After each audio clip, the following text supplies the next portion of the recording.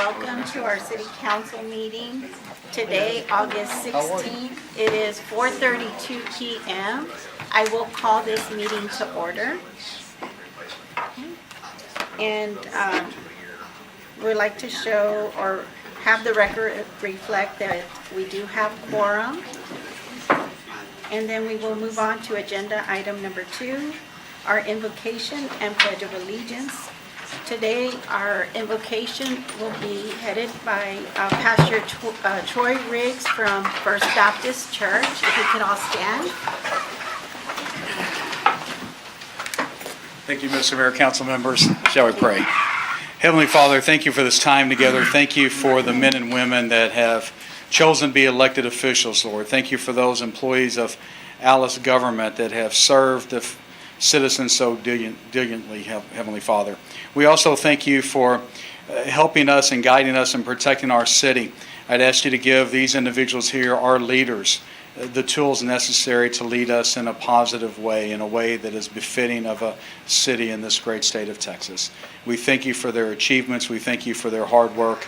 And Lord, we thank you that government is from God and that government is for the good of people. And we pray that everything that we do as government and as citizens reflects that work. In Jesus' holy name we pray and give thanks. Amen. Amen. Thank you. Thank you. Everyone, please turn and honor the flag. I pledge allegiance to the flag of the United States of America and to the republic for which it stands, one nation, under God, indivisible, with liberty and justice for all. Thank you. Thank you. Thank you, Pastor. Thank you, Mr. Monday. Okay, we will move on to public comments. We do have a citizen that wishes to speak before council. We have Ms. Belinda Silva. Mrs. Silva, you will go ahead and state your name and address. Yes. My name is Belinda Silva, and I am a proud Alice West Winahenta citizen, and I reside at 904 Lewis, where we have lived until I moved and came back because I love our city. That needed to be said. City Hall is the last place that I'd want to be today.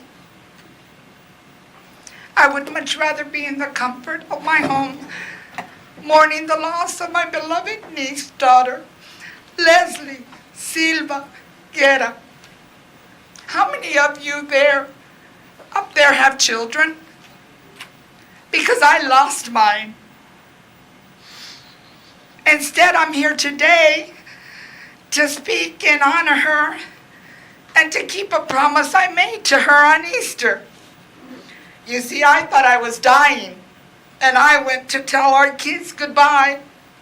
Little did I know that today I would be doing her eulogy and obituary, and yet keeping my promise. She despised each and every one of you up there for the injustices that were done to me, the citizens of Alice, and especially the children. You see, my entire family has come from a background of educators because my father had to quit second grade because his father had a heart attack right before him. My dad became a cotton picker. And he vowed that none of us would have to be or do the rigorous labor that he had endured. And especially as a Hispanic back then. My sister, myself, and my other niece who lost her sidekick and her partner have all been district educators of the year. I was the best, of course. I got 5 best Texas educator of Texas, and I was national board certified. And the only reason they haven't done it yet is because my niece is still working on it, and my sister became disabled.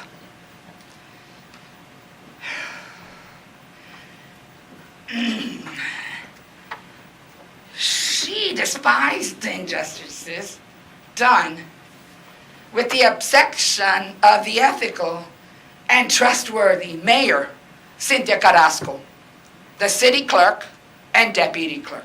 The rest of you, you are guilty.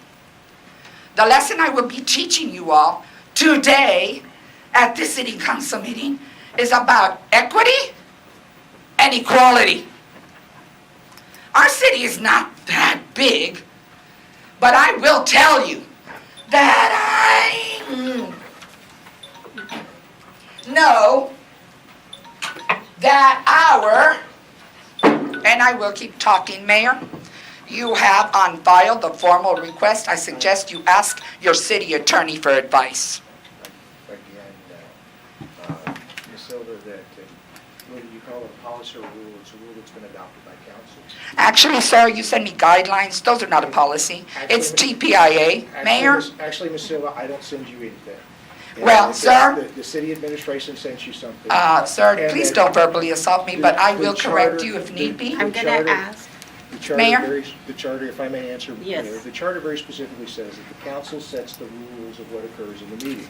And the council has set those rules in the past in regards to the public comments. Yes, I know that. And that the 3-minute rule is part of their rule, and it can only be. Unless there are ADA accommodations for handicapped and disabled people, and those are in writing via TPIA. Please, sir, And Ms. Silva, I. do not put the city in any more liability situations than you already are. Again, Ms. Silva, you please identify right now which guidance the ADA says that they cannot have a 3-minute rule in regards to public comment. Sir, I suggest that you get with your city manager What because statute are he you is in talking charge. about, Ms. Silva? Sir, You're Miss- making Go a- back and you're look at making the a false TPI. allegation, Ms. Silva. Silva. No, sir, this is not false. I'm gonna- It's I'm on gonna- record, TPIA, Mrs. Olivia. Silva, Yes. right now, if you have something further to say. Yes, I in do have something One further more to say. minute, if council's okay, I would Just ask one you. more minute, because according to the guidelines that Mr. Lemon has read previously, according, that may be policy, but I got guidelines of policy, and the question was due on August the 13th, y'all failed to do that too, again. That being said, it said, he has said priorly that I can have up to 15 minutes as per your approval, and you asked the council. Now prior, they asked one of you all, and the rest all have to answer and mimic the same answer that Okay. person answers. And- Respectfully, please, don't put yourself in a liability, City of Ellis. I have something to say. If you're not afraid, let me be transparent and accountable so that they know the injustices that you continue to do and lie about. And I'm not making an accusation. I'm not even saying allegedly, because the TPI records in the last 200 pages that you Mrs. gave me. Silva, in light of I thought I had 1 proceeding, minute. in light of the work that we need to get done, I would I extend can't hear you. 1 minute, please. Oh, I thought that was a part of my minute. Oh, No. sorry. Oh, I'm sorry. Okay, Go now it ahead. starts now? Yes. Hijo. Anyway, everybody criticizes Rancho Alegre, but you see, my niece lost her husband, and he comes from Rancho Alegre. And that's where everybody says that they're criminals and everything. But you know what? I would keep choosing him and my other niece's husband 1,000,000 times over.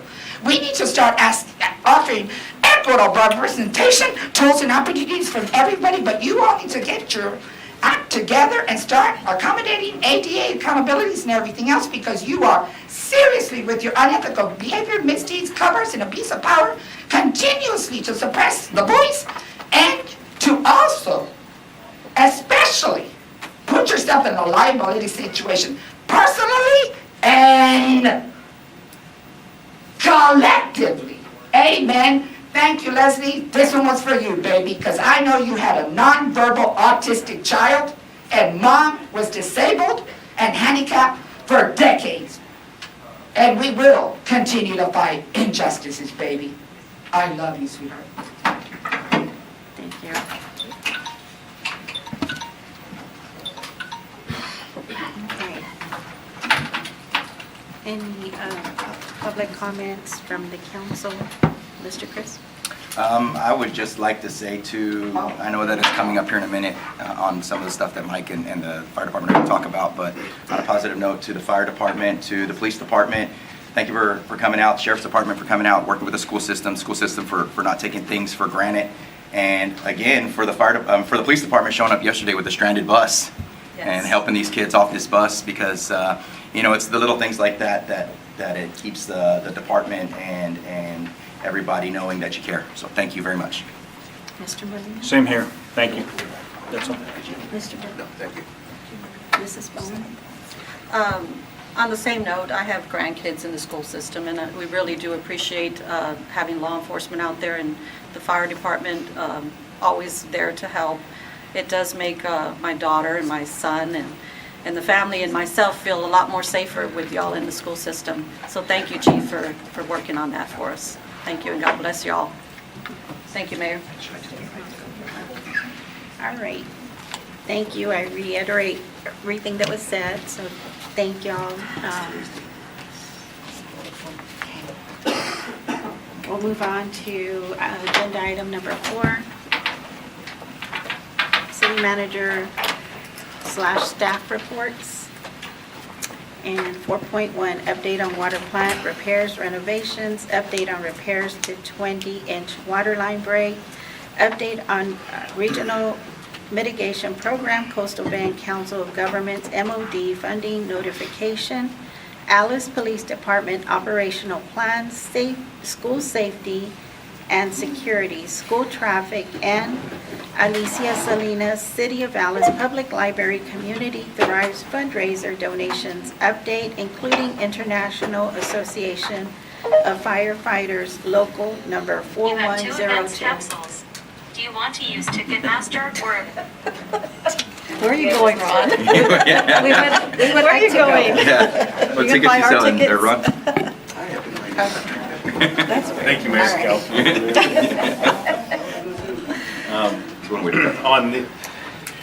So we, the Alice Water Authority actually funded some water plant repairs and renovations, and if I missed something, Demetri will go out here to Public Works Directors here. But that right there is our main line from our discharge header that goes into that line that feeds our entire system. And if you want to go through the slides, we'll talk about each one, and that's what we uncovered there. That is a line from it's almost 60 years old, I believe 1962, 62, 63. So that section right there where they're welding, that is what was worrying us, because it was that's such a delicate section that we needed to be able to bypass that and repair that section of piping. And that is also, the sole way that water gets out into our distribution system. And so as we've been making repairs out there, we were realizing that in order to make that repair, we needed to have a bypass to be able to keep feeding water to distribution. So it was a delicate situation. We got through phase 1. It's a 2-phase project. And there's another slide that'll show you let's see the next one if we'll find the.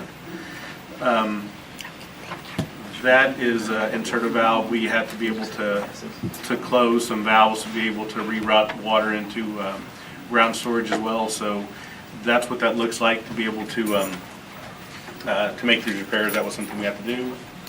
Next one. That first slide that you saw, the pipe going into, that just feeds into that main line, and that's the one that we are actually replacing as well. That's the 1963 line.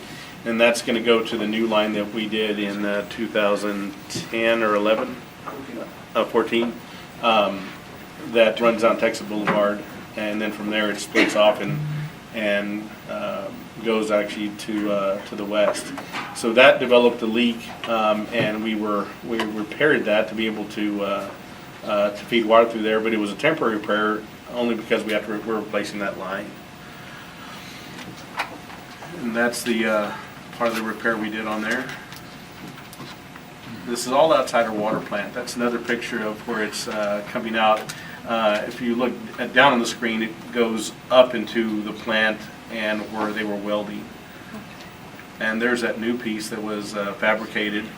And so what we did also is, it's going to be a blind flange there that will have, one of the things that we do now when we see something we need to repair, we take it a step further for just in case, and to not have any downtime. So that one that's facing inside the plant to the right from there, that's going to be a blind flange. So if we ever have any issues there at the plant and need to bypass our system from there till we go to ground storage, we will have HCP pipe to be able to connect to that and go just above ground, maybe 40 feet or so, to be able to get to have a bypass. Good. So we built a bypass if we ever needed for there.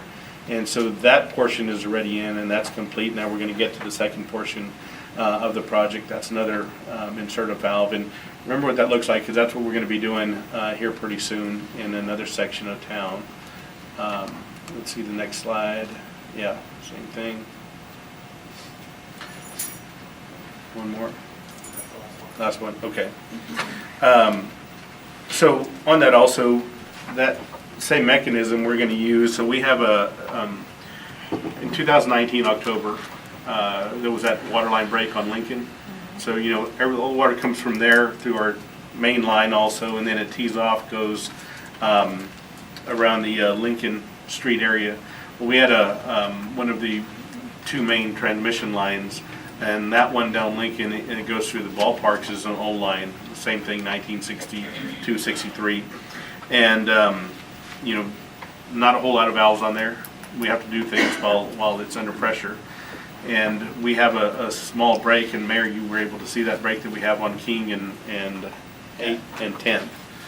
And it may not look like much, but there's a T there, but that's what feeds most of the west side of town. And so we're in the process of getting materials. We'll do an insertive valve there, but what we're going to do now is take that a step further and go kind of upstream from the water and insert a couple more valves as we go, so we can start the process of replacing that line. We don't want to get in a situation, we know it's going to break again. I mean, this line is old, and it took 3 years for the second break to happen. I expected another break somewhere in the next couple of years, and it's just going to go quicker from there. So we're starting the process of the replacement, and to be able to isolate the valves and do the bypasses, and that way we won't leave anybody without water. We want to make sure that we can do it right, and we won't be under in an emergency where right now we've got to get this line fixed. It's leaking, but luckily it's not just pouring out. It's just a slow leak, but we know we need to get it done. So those are some of the things that we're doing on the public works side. On the regional mitigation program, so back, in August 10th, we got a letter that the GLO, Texas General Land Office, was allocated to the Coastal Bend Regional Mitigation Project, $179 million. Now, of that, we're eligible for $4.7 million. And so we just got notification in August of that. This is something that in February of this year, we submitted a grant application in the amount of the 4.7. And that's for public safety, for infrastructure, for water and wastewater infrastructure. We talked about security at our water treatment plant, wastewater plant, cameras, Lake Finley, and also generators at those places, City Hall at the plant. So, and Jose worked on this with, Barbara worked on this back then, but Jose here recently talked to the COG, and also, this is a grant that it's really just paperwork that we're going to get, and that we need to fill out and be able to get this grant there. So that's pretty exciting.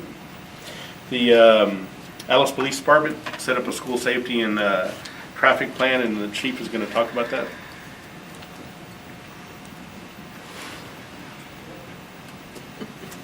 Excuse me. I apologize, I was in the back. So we've been working, as you know, for a traffic plan for the last 2 months with our school district. And we've been very fortunate in the route that we're going. We feel very comfortable. I'd like to, I know I have it on my slide presentation at the very end to discuss it with you.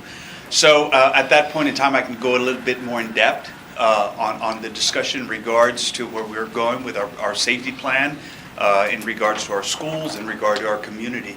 And I think it'll sum it up in our presentation later on this afternoon, if that's okay with you, Mr. Sure. President. That'll Thank work. you, sir. Thank you. Thank you, Chief.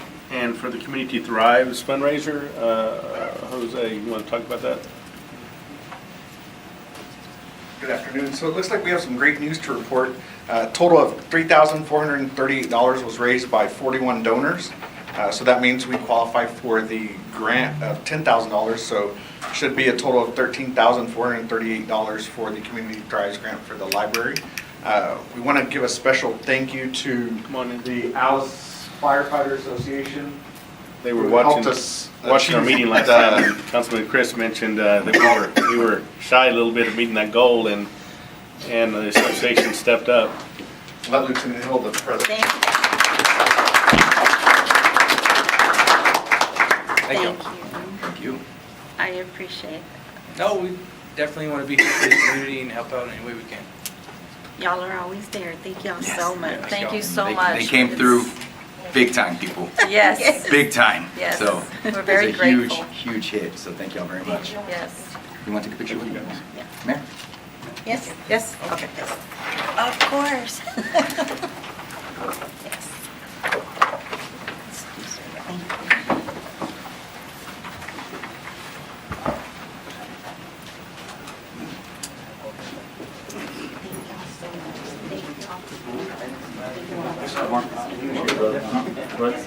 Thank you.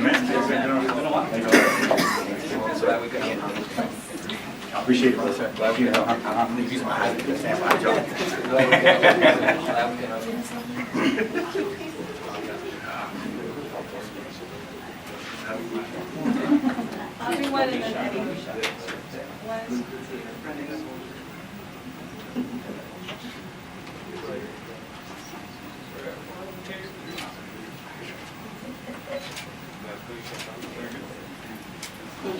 So, just to put it out there, we were halfway to our goal, only halfway to our goal, and they put us over the top. Yes. So,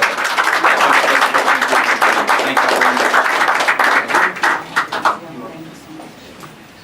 Thank you.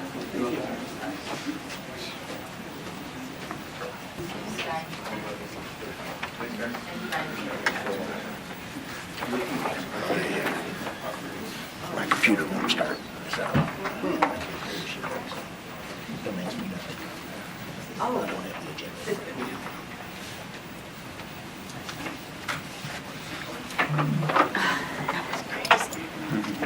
That's awesome. Coming in hot. Okay. Thank you, Mr. Swanson. Okay. And we'll move on to agenda number 5, presentations. 5.1, presentation and discussion from Bill Norris with Norris Leal Consulting Services regarding updates on groundwater desalination project Phase 1 and 2, Phase 1 and Phase 2, including P3 updates. Welcome and Thank you. Good evening. So we try to come and make a presentation during this apparent slow time of the project. Hadn't been slow in the background. Probably the last 3 months we've been working on the permit issues for the discharge. And one of the things that TCQ had requested of us is to move the discharge line over to the wastewater treatment plant, which the city would have to pay for. And we thought it was kind of an unnecessary expense. So I know that Michael had met with TCQ and staff, and then we had subsequent meetings. And because of those meetings, it wasn't really convincing. We showed the science that basically if we discharged at the treatment plant location, we would enhance the quality. As you know, there's not a lot of quality in that stream. There's not much water in the stream, so the water, we like to look at it as there's a dissolved oxygen level, which creates the fish flow, fish to be able to live. Well, there's really no significant dissolved oxygen in there.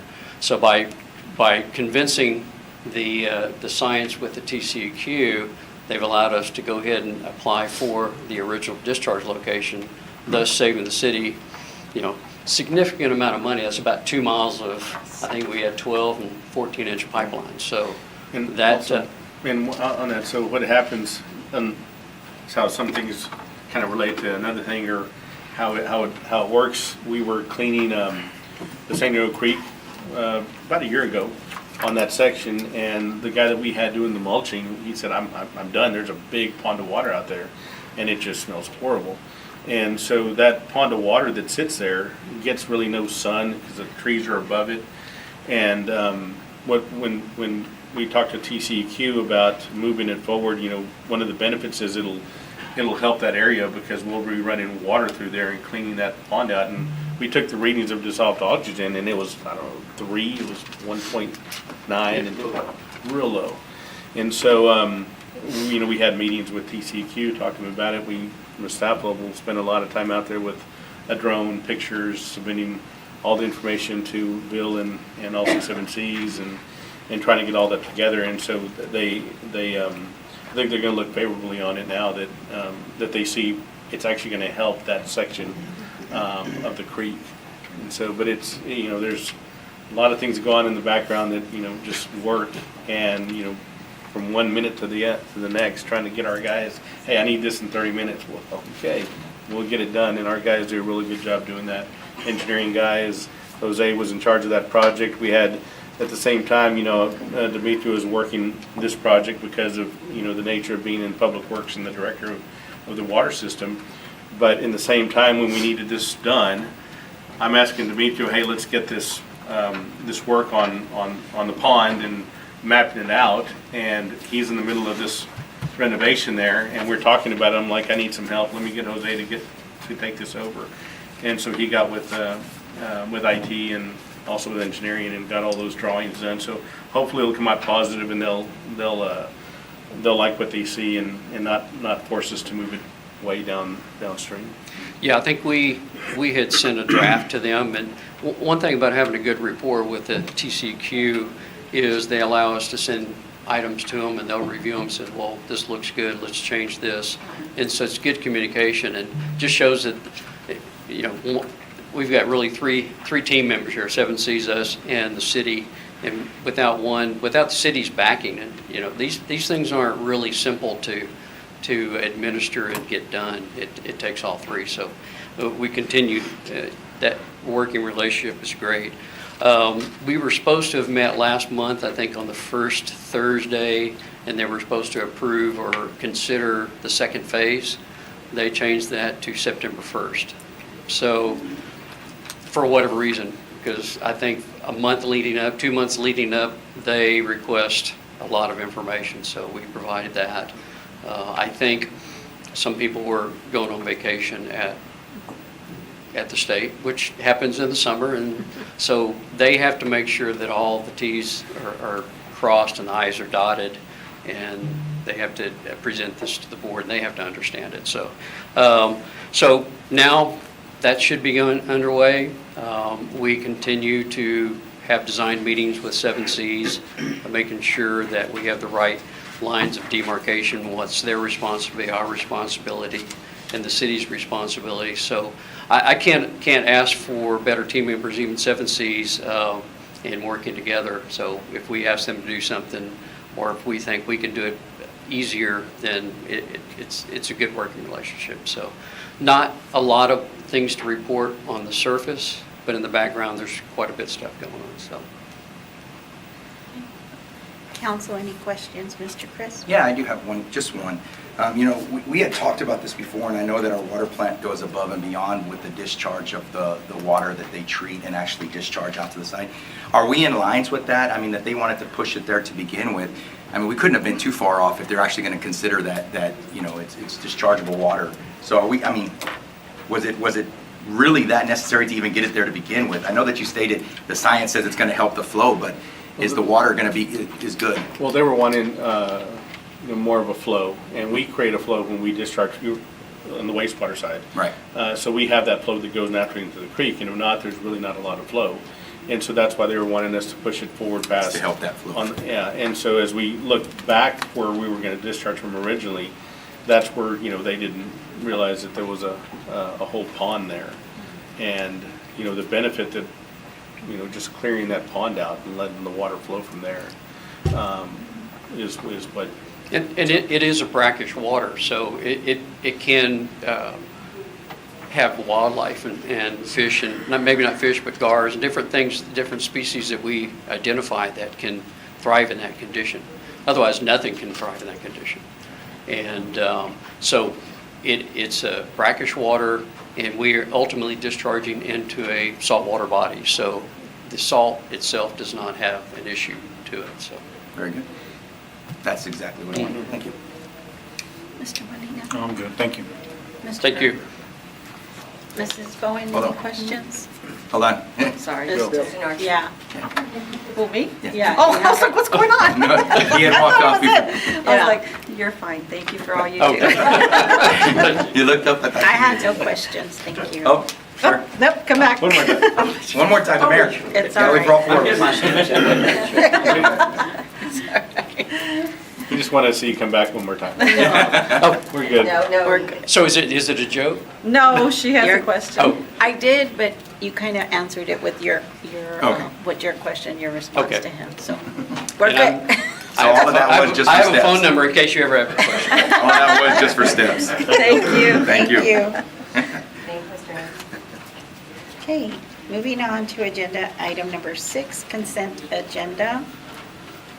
All consent agenda items are considered to be routine by the city council and will be enacted by one motion. There will be no separate discussion of these items unless a council member so requests, in which event the item will be removed from the consent agenda and voted on separately. 6.1, discuss, consider, and act upon approval of city council minutes for July 19, 2022 city council meeting, August 8, 2022 public and budget workshop minutes, and August 11, 2022 budget workshop minutes. 6.2, discuss, consider, and act upon adopting a resolution, A, authorizing the city manager to sign and submit grant application number 4579501 titled Border Initiative, continue to the Office of the Governor, Public Safety Office, Homeland Security Grants Division for funds available for the fiscal year 2023. Operation Lone Star OLS grant program for overtime costs for the increased patrol and equipment for the Alice Police Department. B, designating the city manager as the city's authorized official. C, authorizing the city manager to apply for, accept, reject, alter, or terminate a grant on behalf of the city. And D, providing assurance that in the event of loss or misuse of the Office of Grant funds, that the city will return all funds to the Office of the Governor. Whew, that was a long one, so. Council, any objections to the consent agenda? I have one question. Sorry. You go ahead.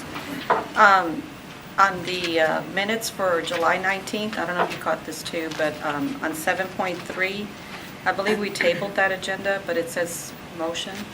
No. It was opposed to table agenda item I can't, at the very last line, okay, I see it now. Oops. underneath the word draft. Okay. Sorry, I need my glasses. No problem. No, my question is just in regards to the titling of the meeting minutes.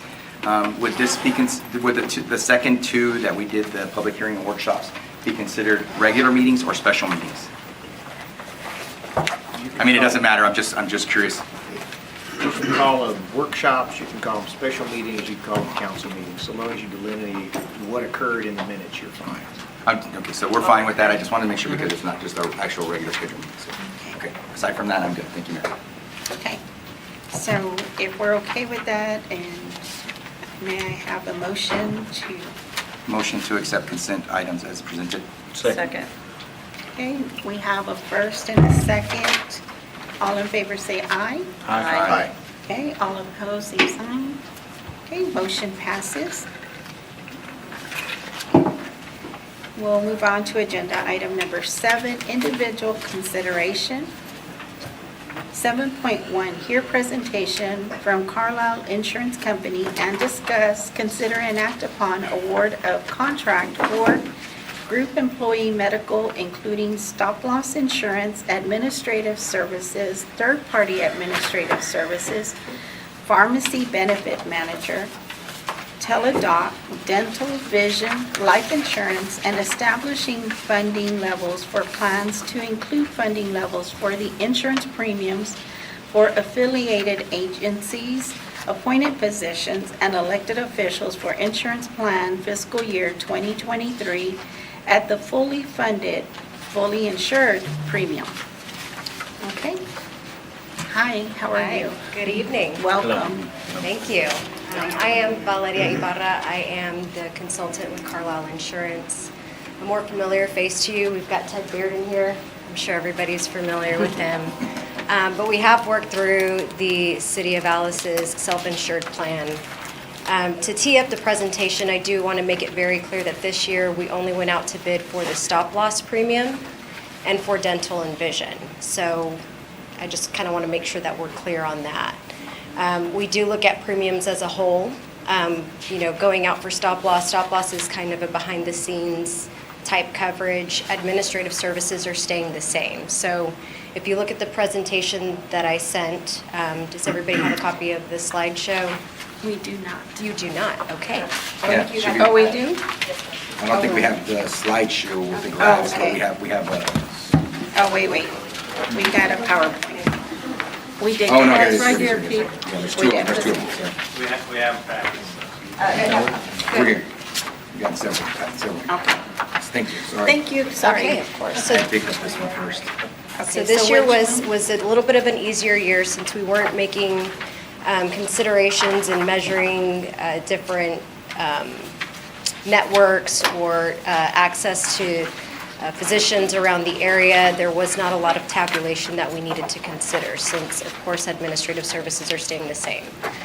So if you look at the packet, the first slide runs through the employee benefits renewal. So your employee benefits renews October 1st, 2022, and it's going to take you through September of 2023. Is everybody on the same page? First slide.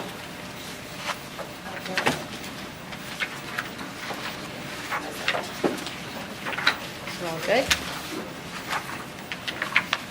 So a little bit of background information. A self-insured plan consists of your fixed premium, and that includes the administrative fee. The administrative fee includes network access, claims adjudication, things of that nature for medical and pharmaceutical claims.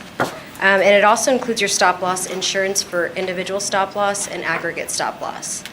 Your individual stop-loss will protect against a certain threshold set by the stop-loss carrier, and the City of Alice is set at $100,000 currently. And the aggregate stop-loss protects the city's financial risk up to a set amount. So for the entire year, there is an aggregate stop-loss limit that is set. And then a self-insured plan also considers claims. So we look at expected claims. So the insurance carrier is going to let you know where you're expected to run as a whole. And then they also look at aggregate claims. And aggregate claims is 120% of where you're expected to run. So just high-level overview of what a self-insured plan consists of and the things that we're looking at through this RFP process. So again, administrative services and pharmacy benefit management renewed with United Healthcare because they gave us a 3-year rate guarantee last year. So that rate is going to stay the same. We sent an RFP out for the stop-loss insurance for individual stop-loss and aggregate stop-loss insurance because there was an increase proposed by United Healthcare, which we will run through. And we sent out a RFP for dental and for vision insurance. So if you go on over to slide 2 in your packet, I'm going to go through the medical and stop-loss RFP first. There's just a little bit of information about a stop-loss. As I previously mentioned, it is coverage, and it establishes and limits the city's overall financial risk on an individual basis and also on an aggregate basis. What we look at when we're evaluating stop-loss companies that submit their bids to us are premium expense to the city, which is the most important. And then from there, we're going to look at the strength of the contract from the stop-loss carrier. We also consider ease of administration. So if we ever needed to carve out any type of stop-loss coverage, sometimes there's administrative services that there might be an additional fee for. So we kind of dig through the contract and make sure we're not having to abide by that, and we're including those fees in the bottom line and in your budget. And then last but not least, we look at the integrity of the carrier. We're not going to place you with a B-rated carrier. They're all A++ rated carriers. So the stop-loss marketing response that we received a proposal from your incumbent, which is your current carrier, United Healthcare. They did provide some alternate plan options, which I will go over with you. We also received a decline to quote from Benefit Mall and also from SA Benefits. Collectively, they will shop about 30 stop-loss insurance carriers, and unfortunately, none of them were able to provide competitive proposals, so they sent us some declinations.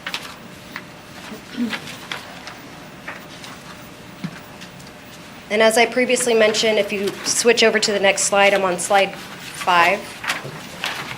Medical and pharmacy claims history is what is considered whenever you're looking at stop-loss insurance. So again, you've got that individual stop-loss that protects against an individual limit, and then you've got the aggregate, which protects the city against your maximum claims liability. So just kind of looking back at the history, you want to look at 2018, 2019, 2020, and then 2021 through 2022. That is a projected cost to the city. As you see, the main point of this slide is just to kind of show you guys that claims are typically trending up, and you always want to make sure to protect as much as you possibly can. And right now, it's trending at about 1.5 million, and that is expected. And then if we were looking at an aggregate, if the claims end up coming in at 120% of 1.5 million, then that's an aggregate hit that the stop-loss carrier will end up picking up thereafter. So that's that protection that we also shop for and make sure you're covered. Again, high level. So my recommendation, and just kind of looking over our very limited options, is to stay with United Healthcare. Again, we did receive some declines to quote. As you saw in the previous slide in the carrier or in the claims history, last year was a really bad year for the city, to put it lightly. You ran it over 2.6 million, so we are in the middle of an aggregate claim hit right now. So we always want to make sure to protect against the maximum claim liability. That is the reason why the market wasn't coming back as competitive as we hoped. So, I don't think it would be a good idea or in the city's best interest to make any major changes this year. With claims, I do want to mention that they go up and down constantly. The idea of having a self-insured plan is to, you fund the plan to your maximum claims liability, and then eventually you build up a reserve, which I believe has been done in the past. And once you build up a reserve or you have some money left in the claims fund, then you can start pulling back on the city's contribution towards the benefits for the employees, and it'll cost less. But we're just at a point right now where we have to start building back that claims reserve. In the past, there was one, but it's been depleted. The self-insured group medical has done its job, and it's performed the way we have expected it to, and it's just time to kind of start taking a look at making sure you're claiming to your maximum liability. Another thing that we took into consideration with our recommendation was to keep your contract terms at a 12-12. So that means that the claims are going to be paid for the 12-month basis that they're coming in. We don't currently have any type of lag expectation coming in of claims that might be of concern. So we've evaluated that. Keeping the stop-loss deductible at $100,000 is where I recommend we should leave it. Continue to offer the aggregate stop-loss insurance. The reason why I put that in there, again, aggregate, and I'm kind of beating it into your head, but the aggregate claims is protecting the city against a maximum claim liability. There was a proposal where they said you can remove the aggregate claims and there might be some savings there, but with us having an aggregate claim hit or the city having an aggregate claim hit last year, it's not a good idea. You always want to know what your maximum expectation is so that you can fund for it. So I think that kind of helps with expenditures and knowing where your maximum liability lies. Again, fund to the maximum, exposure to build a reserve, and then keeping the stop-loss coverage with United Healthcare umbrellas it, and there isn't any cost to carve it out, so we're safe there, so there's no additional cost. Now for the final dollar amount, looking at slide 7, this is the stop-loss and administrative services executive summary. So if you look at the administrative fees, you're currently at, it's small for me, I'm sorry, $124.29 per employee per month, and that's with a $100,000 individual stop-loss limit. United Healthcare issued a 30% rate increase. That includes the stop-loss insurance rate increase. So we're looking at about 30%. Also included in the self-insured premium that needs to be taken into consideration is your expected cost. And so right now, I'm sorry, we need to be looking at your maximum claim liability. So your maximum claim liability is $2.5 million, which should be at the very bottom of the slide that you guys have on your presentation. And so you add all of those factors together, what they do is it brings you the bottom line number down to $2.5 million. We look at that and then we add all of the factors together, and whenever we get those factors, it generates, it's called fully insured equivalent rates, and then that's how we charge and allocate funds towards the trust. And then that's how we establish those fully insured equivalent rates for employee only, employee spouse, employee children, employee family. I think they only have the expected sheet. You all have the. I don't see that, that's what I was looking for. Yours have the both expected and maximum. It's like the supplemental. But on that one, yeah, that one will have both. Yeah. Okay. Do you see it? No, this one just has the renewal cost for each year. I don't see it. Val, do you want to give them the packets that you prepared to see if it's right? No, it's got the expected, yeah, I had to change it last Yeah, minute. on the ones that we printed out with the email from them, it has the maximum liability on there. Okay, On like page 3, you'll see it. In the email or in? On the email. Yeah. Yeah, on that one. I apologize. We have two different ones that it's kind of like. Yep, back no, and I forth. apologize. So, Yeah. We got these RFPs back on Friday, so had to get them together for you guys really quick. What's this? Right.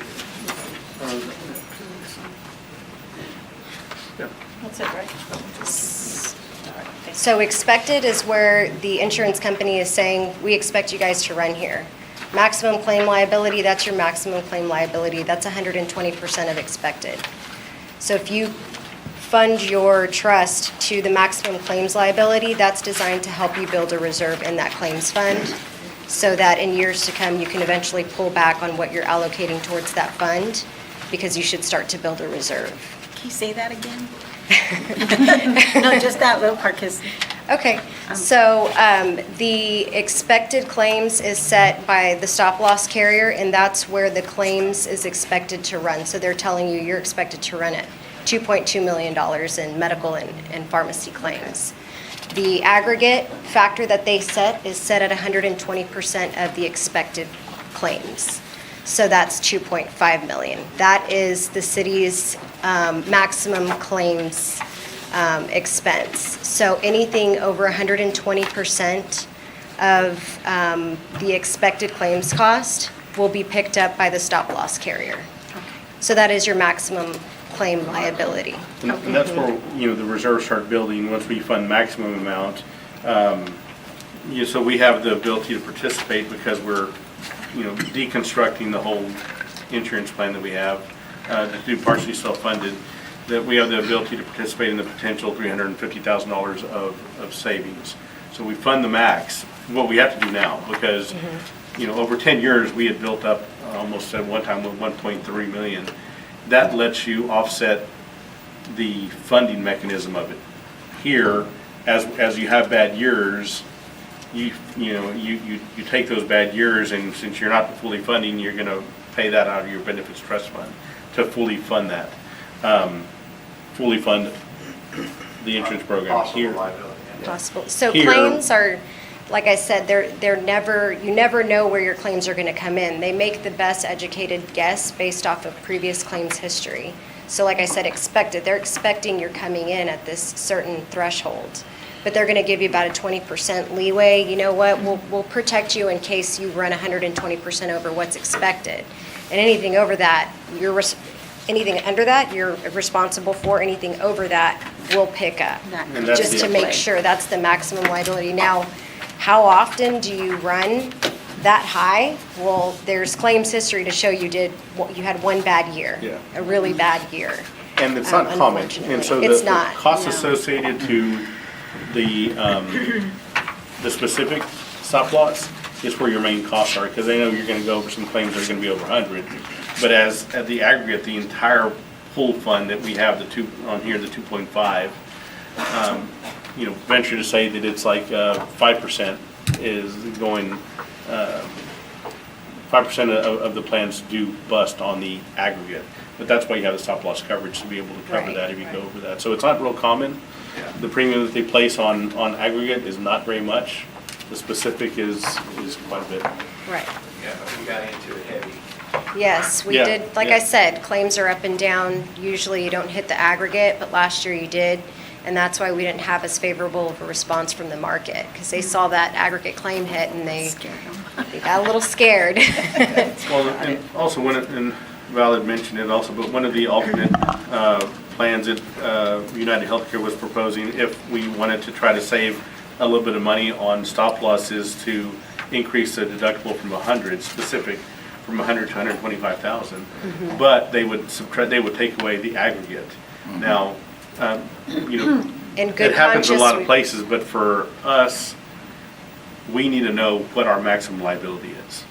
And so that's why we would never do that and get rid of an aggregate. We want to have that pool covered. He's And so- absolutely right. And you guys are, for a self-insured plan, you're sitting at right 220 employees. When you have thousands of employees, that's when they start removing Right. those claims, the aggregate claim, the aggregate stop loss, because there's more employees to contribute towards the cost. But right now, you guys take on most of that risk. So again, considering you had an aggregate claim hit last year, in good conscience, we could not make that recommendation to remove that. And again, you want to know what your maximum liability is, so that you can fund for it, you know what to expect, and again, build that reserve in the claims fund, so that in the next few years to come, you can start pulling back on what you need to allocate towards your expenditure for health, for claims. What was the aggregate claim value?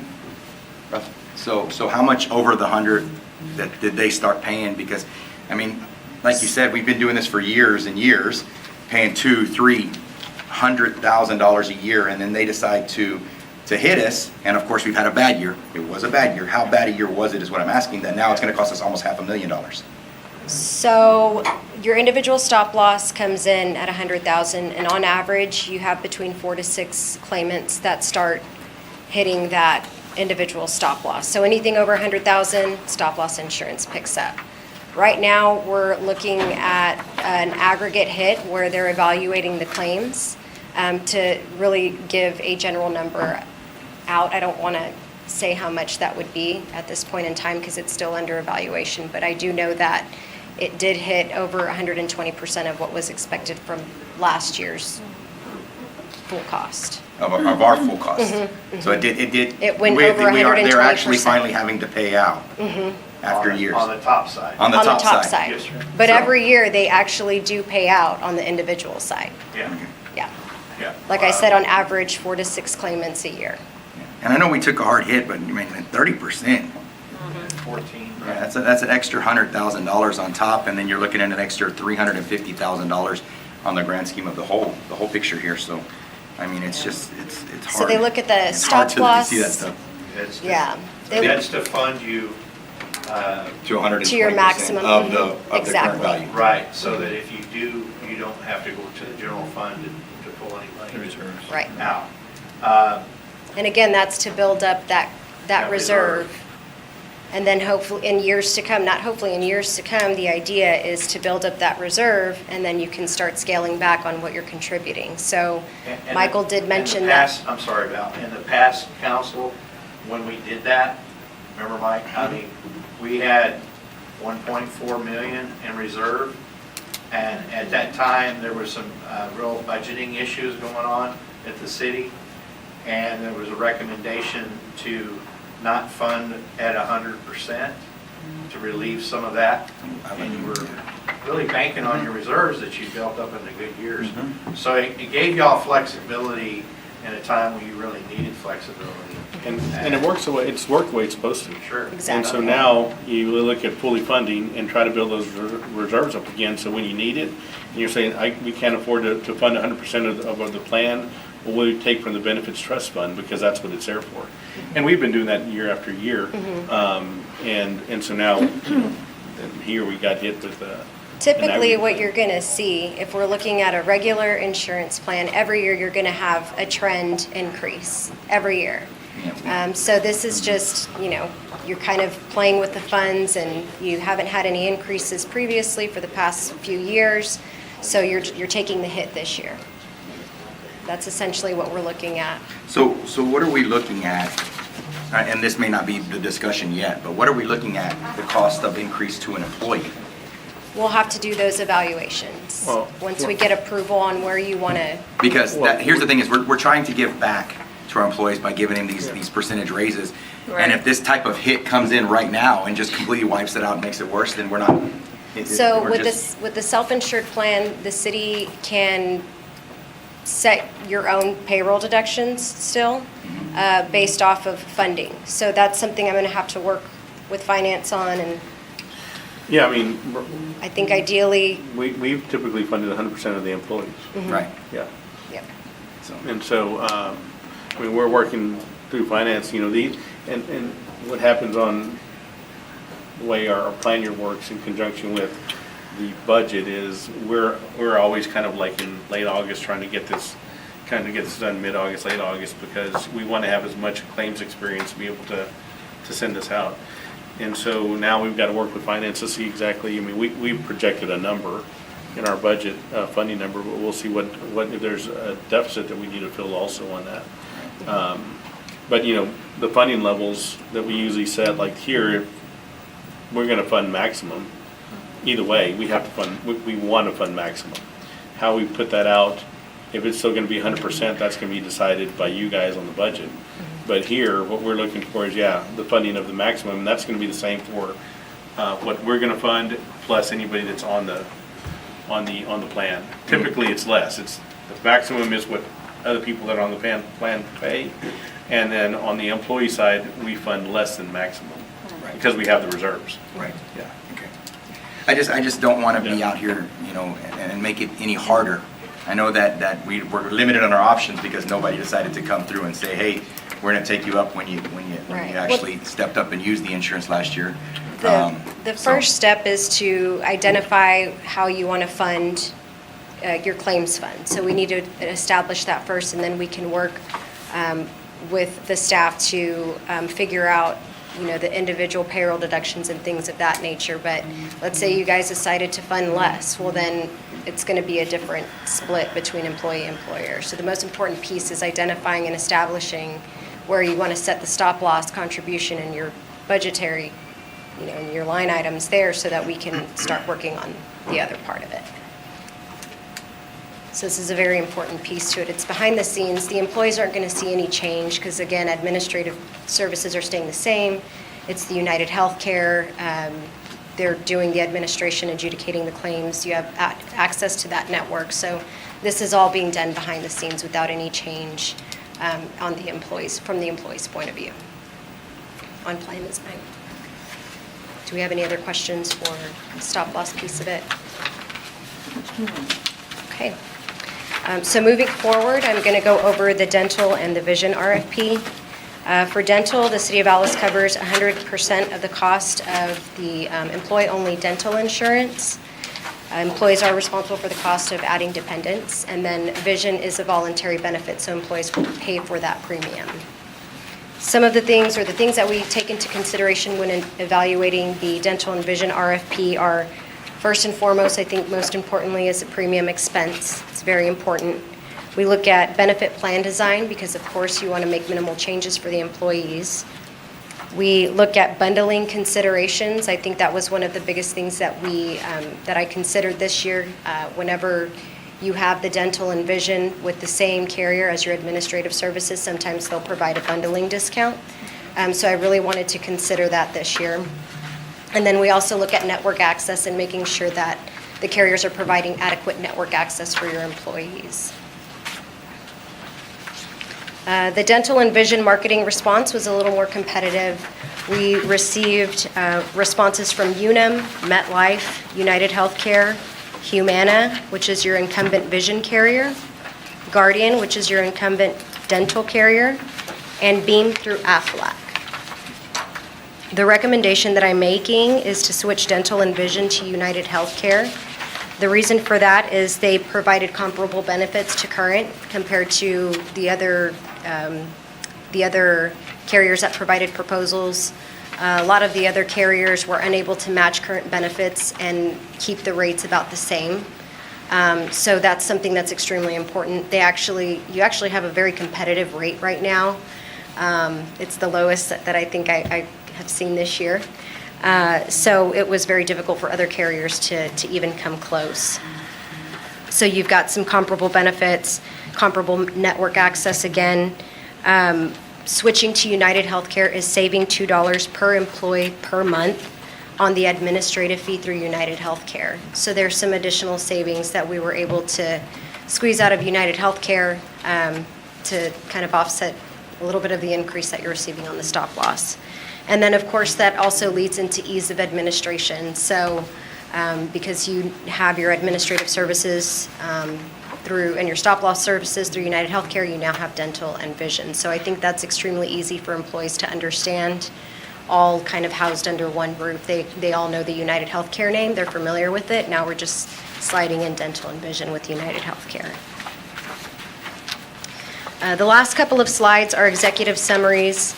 This is line by line information of the plan designs that we evaluated with your current benefits. We show the renewal that Guardian proposed was coming in at 21% on dental. So that's quite a bit more, especially since that cost goes to, the city covers that cost. So United Healthcare came in at 2.72% over current. But again, you have that $2 savings on the admin fee. So when you're looking at that low of an increase, it's competitive considering that admin fee credit. And then on vision insurance, United Healthcare came in at 8.5% above current.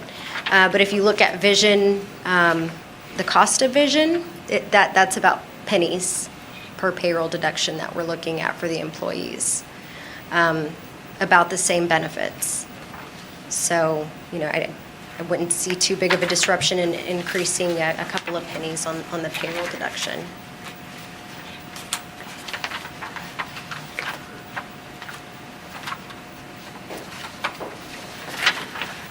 Does anybody have any questions about the dental and vision?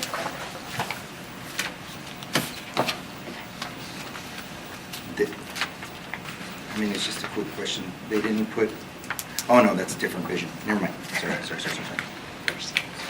Well, something to think about is the dental is, like you said, 100% funded by the city. And at current enrollment, with a recommendation, it's saving you 10 grand a month. So, 10 grand for the year, which is, not a chunk of money, but when we're talking about having a 30% increase on the medical side, every little bit kind of helps soften the blow. Another one of the reasons why Val says evaluating everything in consideration, you're really saving money by going to United Healthcare, and it'll be a lot easier as well for the participants to be able to know who's their current carrier. Because this time of year, we're usually flipping them around going, okay, is it still Humana? You know? Right.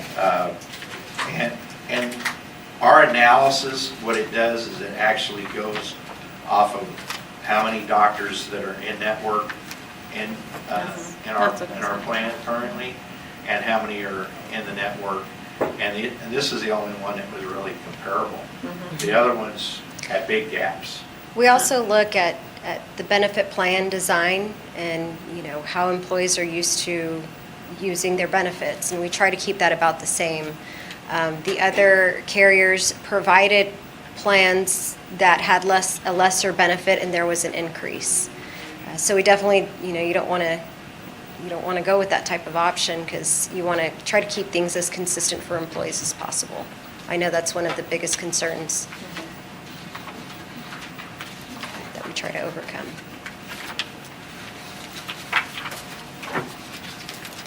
Council. Any questions, Mr. Chris? Thank you, ma'am. Mr. Molina? No, I'm good, thank you. Mrs. Bone? No, thank you, Mayor. Thank you. Thank you. Or do we have to take a vote, right? Yeah. Yes. The recommendation for motion would be to approve, based on the recommendations presented, to be to go with United Healthcare at the max cost annually of $2.582352, and then also United Healthcare and on the vision and dental. Motion as stated. Second. And actually to send the funding, to set the funding rates at that rate for both the employee and anybody else on there. Append motion as stated. Okay, so for clarification, what you moved to, your motion is to accept and call for a vote on the presentation as just stated by the city manager. Yes. Ditto. Correct. Ditto. Yes? Really, John, you're gonna make me say us? A motion to set? It's all right, but just clarify that that's what you were moving. Yes, that is exactly what I motion. Second. Okay, so we have a first and a second. All in favor say aye. Aye.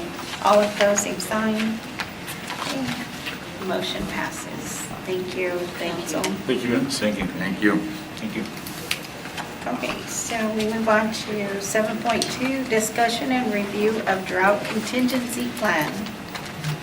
Hello. Hey, good evening, Mayor, Council. Good evening. Hello. Welcome. Arlene Madrano. All right, so, thank you. We wanted to go over the drought contingency plan, and it's in your, this is going to be a summary of what's on there, and it's in your packet.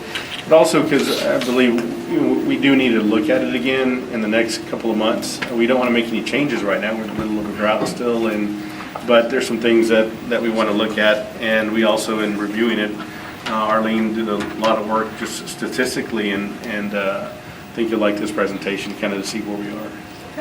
Yeah, great. All right, so bear with me. There's a lot of charts in here. I love numbers. Got like 75 years of data for some points. So, but I'll go through it quickly. It's only 10 minus the cover page. Okay, and then page. All righty, so let's get started here. Just a brief summary on the current drought contingency plan is that it was adopted in April of 2019. The plan's purpose is stated to conserve available water supply during water supply shortages.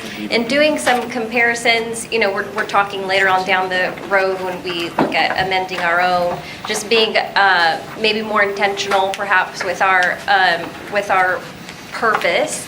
Currently, our Lake Corpus Christi and Mathis is the city's only water supply. The DCP provides for 6 stages of drought response, and it applies to all people and customers utilizing the water provided by the City of Alice. And so looking forward to the new plan, when we do have a secondary water source, we will have to revise the plan as it currently only references Lake Corpus Christi and the water levels there. And so once we have that secondary water and we have multiple reserves, we'll look at a DCP based on combined reservoir levels. So our recent drought history, we entered stage 1 of DCP on June 23rd, 2022, when Lake Corpus Christi fell below 88 feet. And we were in that stage 1 for 36 days. Then after 36 days, we had very little rain, or no rain really, and we entered stage 2 of the DCP on July 28th. And we've, when levels fell below 86 feet, and we've been in stage 2 for the last 20 days. As reference, in 2021, we entered stage 2 on March 22nd, and we were there for 60 days. Okay, and then the map just shows some regional water supplies. So the history of water levels at Lake Corpus Christi, I have the history since 1958, but that would have been a very tiny, tiny map to put together or chart. So this is just since January of 2020. And I chose the data because I wanted it to be a bit encouraging for us to see that we were lower once before in 2021. We were in stage 3. And then, I'm not a meteorologist, but you know, that seems to coincide with hurricane season and getting more rain. And so hopefully, you know, we have the same experience this year with water levels increasing with some of these disturbances in the Gulf. Okay. So public information. I'm sorry. No, go ahead. I chuckle because they said in, What? right there in May.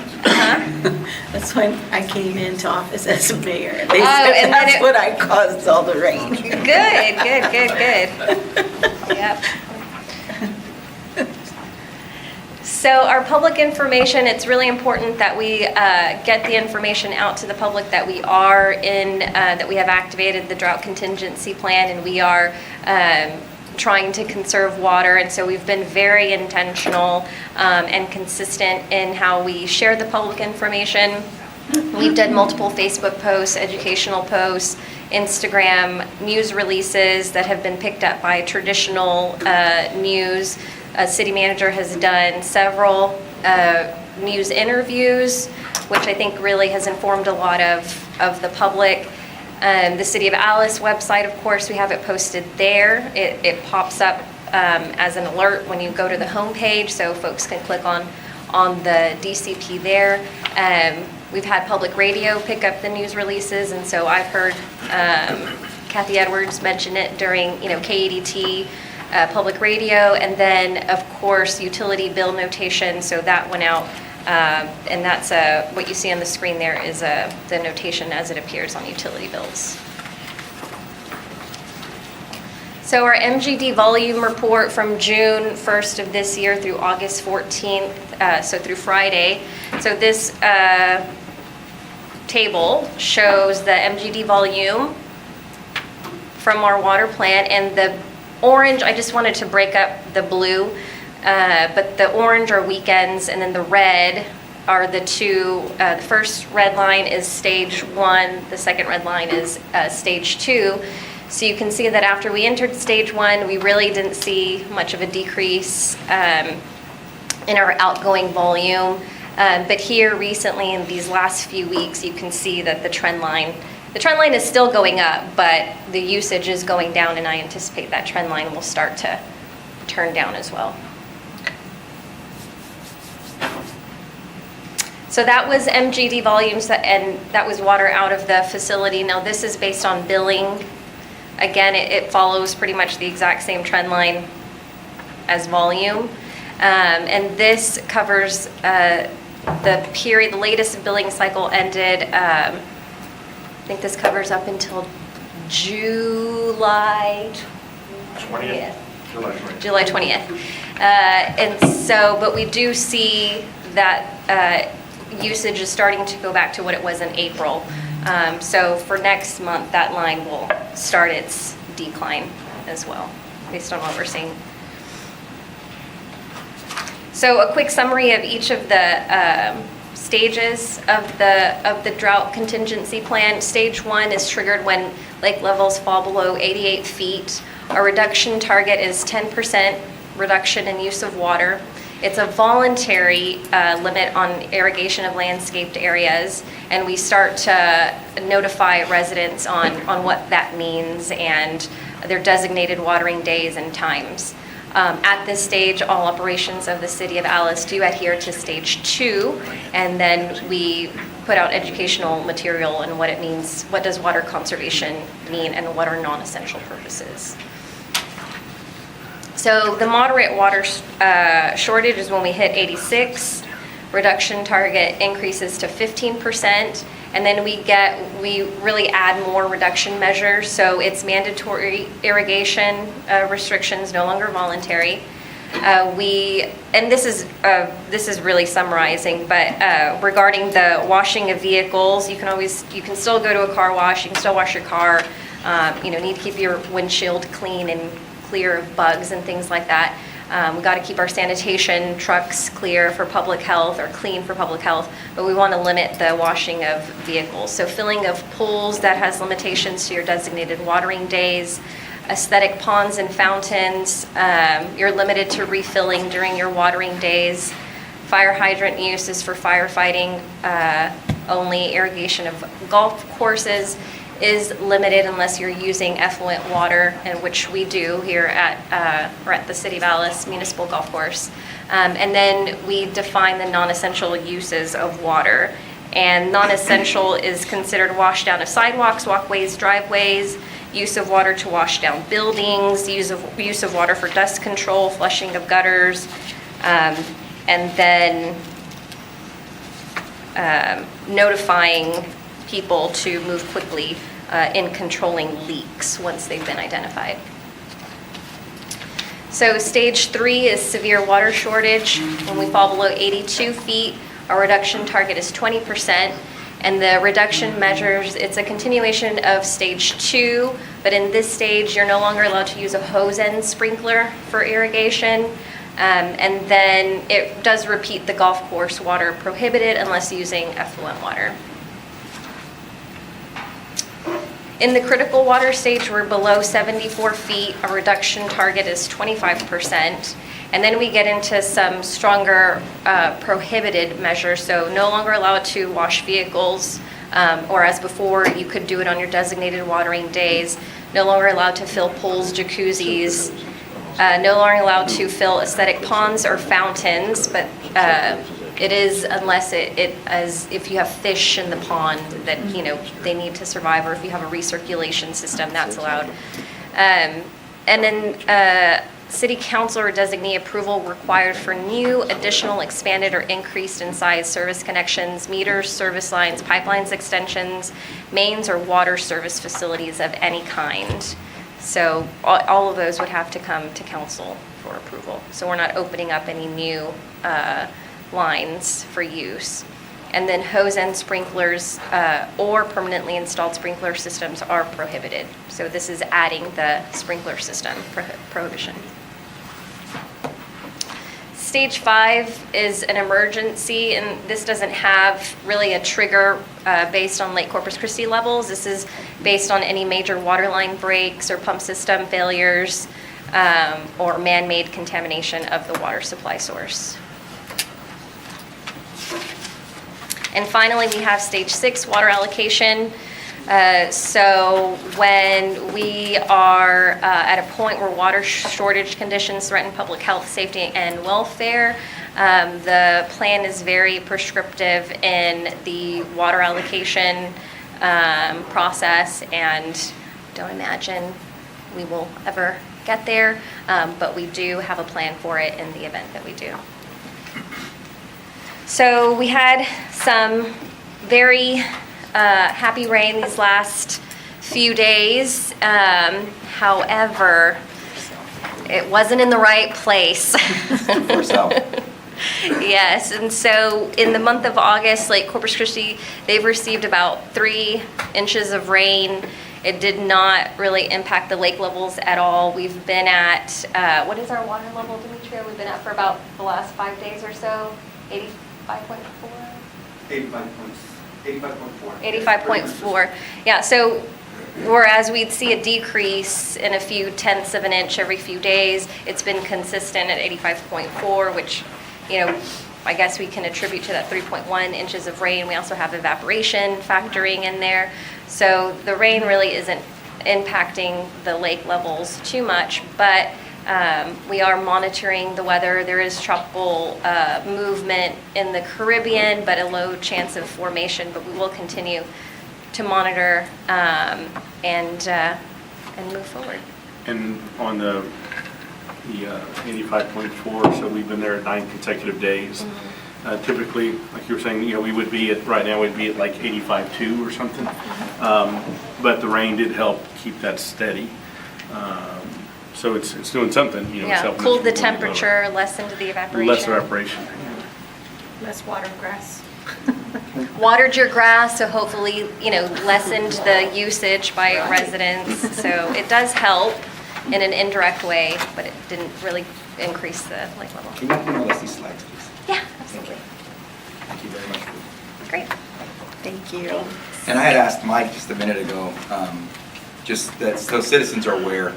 Mike, I'm going to ask it out loud this time. Have we ever got beyond stage 3 to stage 4? I went back to 2016 and no, never have. And as long as I've been a resident, I don't remember for the last 20 years or so, I don't remember it happening. So, Yeah, and the other thing to consider, our pump station and our straw, if you will, has a certain depth it can go to, and then once it goes so low too, the water quality changes drastically also.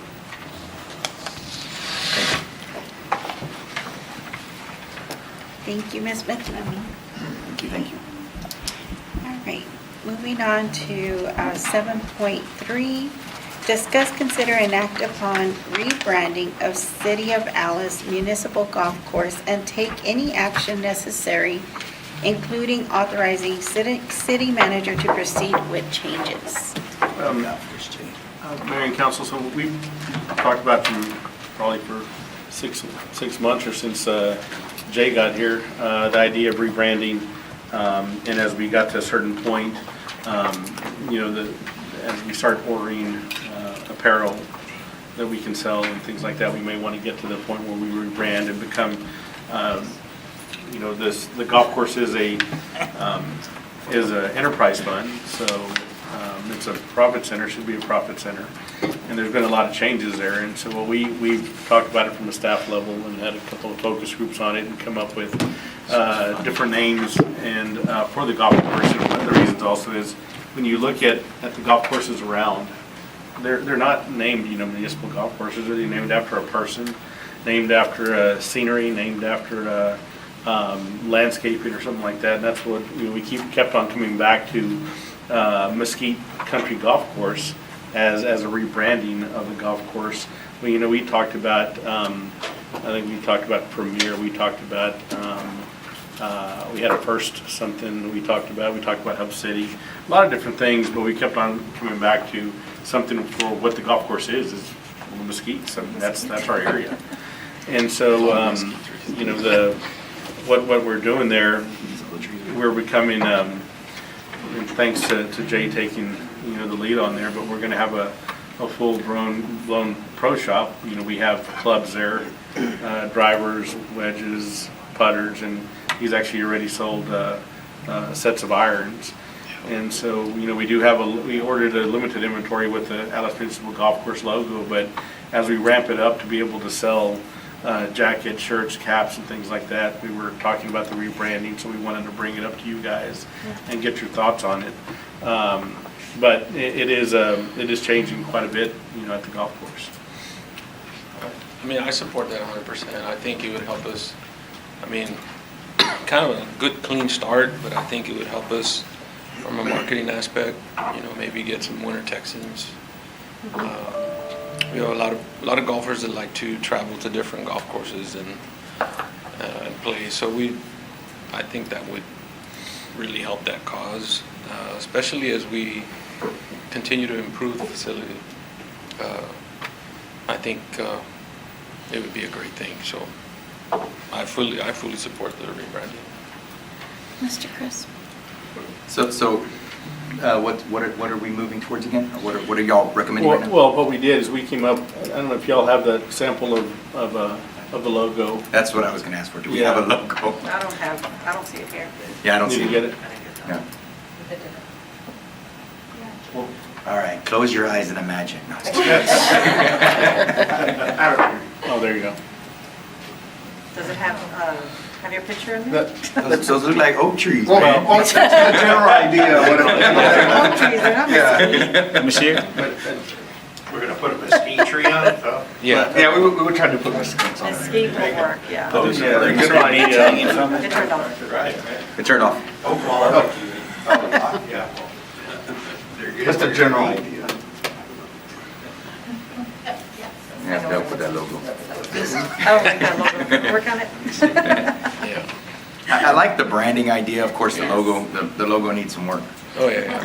I didn't make the logo. I'm just messing. No, but you already know because that's not a final product. Right, yeah. But that's the general understanding. idea. So Mesquite Country Golf Course.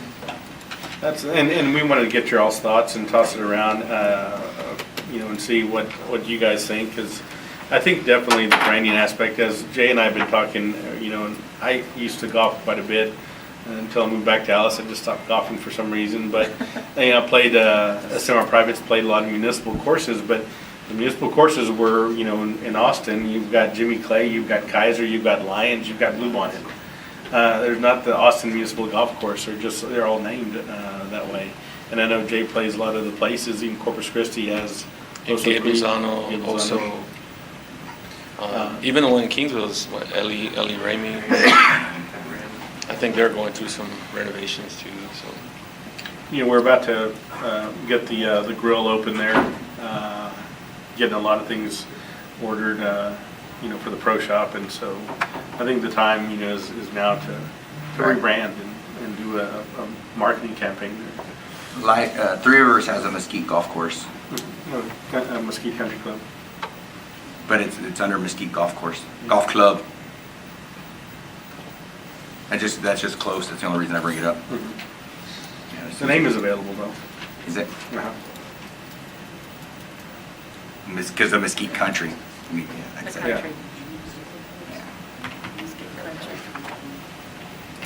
I mean, I like the idea of something new. You are really working on making it better, and not just Jay, but, staff as a whole and everybody out there. absolutely, that is one thing. I think our staff is really, really working hard every day to make these improvements. And it just takes a consistent effort daily. Like we got a lot of rain. Well, this morning I saw some fungus growing. Just overnight, so we have to address it. So if not, that turns into something else worse, but I just, a shout out to our staff. They really do a great job, and not only in the pro shop, but the staff outside. And I think we're really lucky to have somebody like Dale, who really has been with the city for a long time, really understands the irrigation system, and that was one of my main priorities starting, is to getting the irrigation system functional. So Mr. Molina, thank God that it is. So any questions or comments? Okay. No, that's what we need. I mean, I think that's kind of a no-brainer. Mesquite Country, I don't know. I don't like country in there, just because it's got the country club, and I wouldn't want kind of the, that's just me. I like the way it sounds though, but I mean. But I think it's just a close branding. That's what I was gonna have everybody make a comment before I said the same thing. Is the only thing I get is that, the one in Three Rivers is the Mesquite Country Club, golf club or country club. So you're so close to that just with the first two letters. I know that it's available. It just seems like, I don't know. I know that y'all have done y'all studies and everything like that. It just seems like we're sitting on top of something that already exists. Yeah. And it's 40 miles away. So, And the purpose of rebranding is new, Yeah. you know. some unique. Have you played, Uniqueness. you have never, I don't think, when I asked you, never played there, right?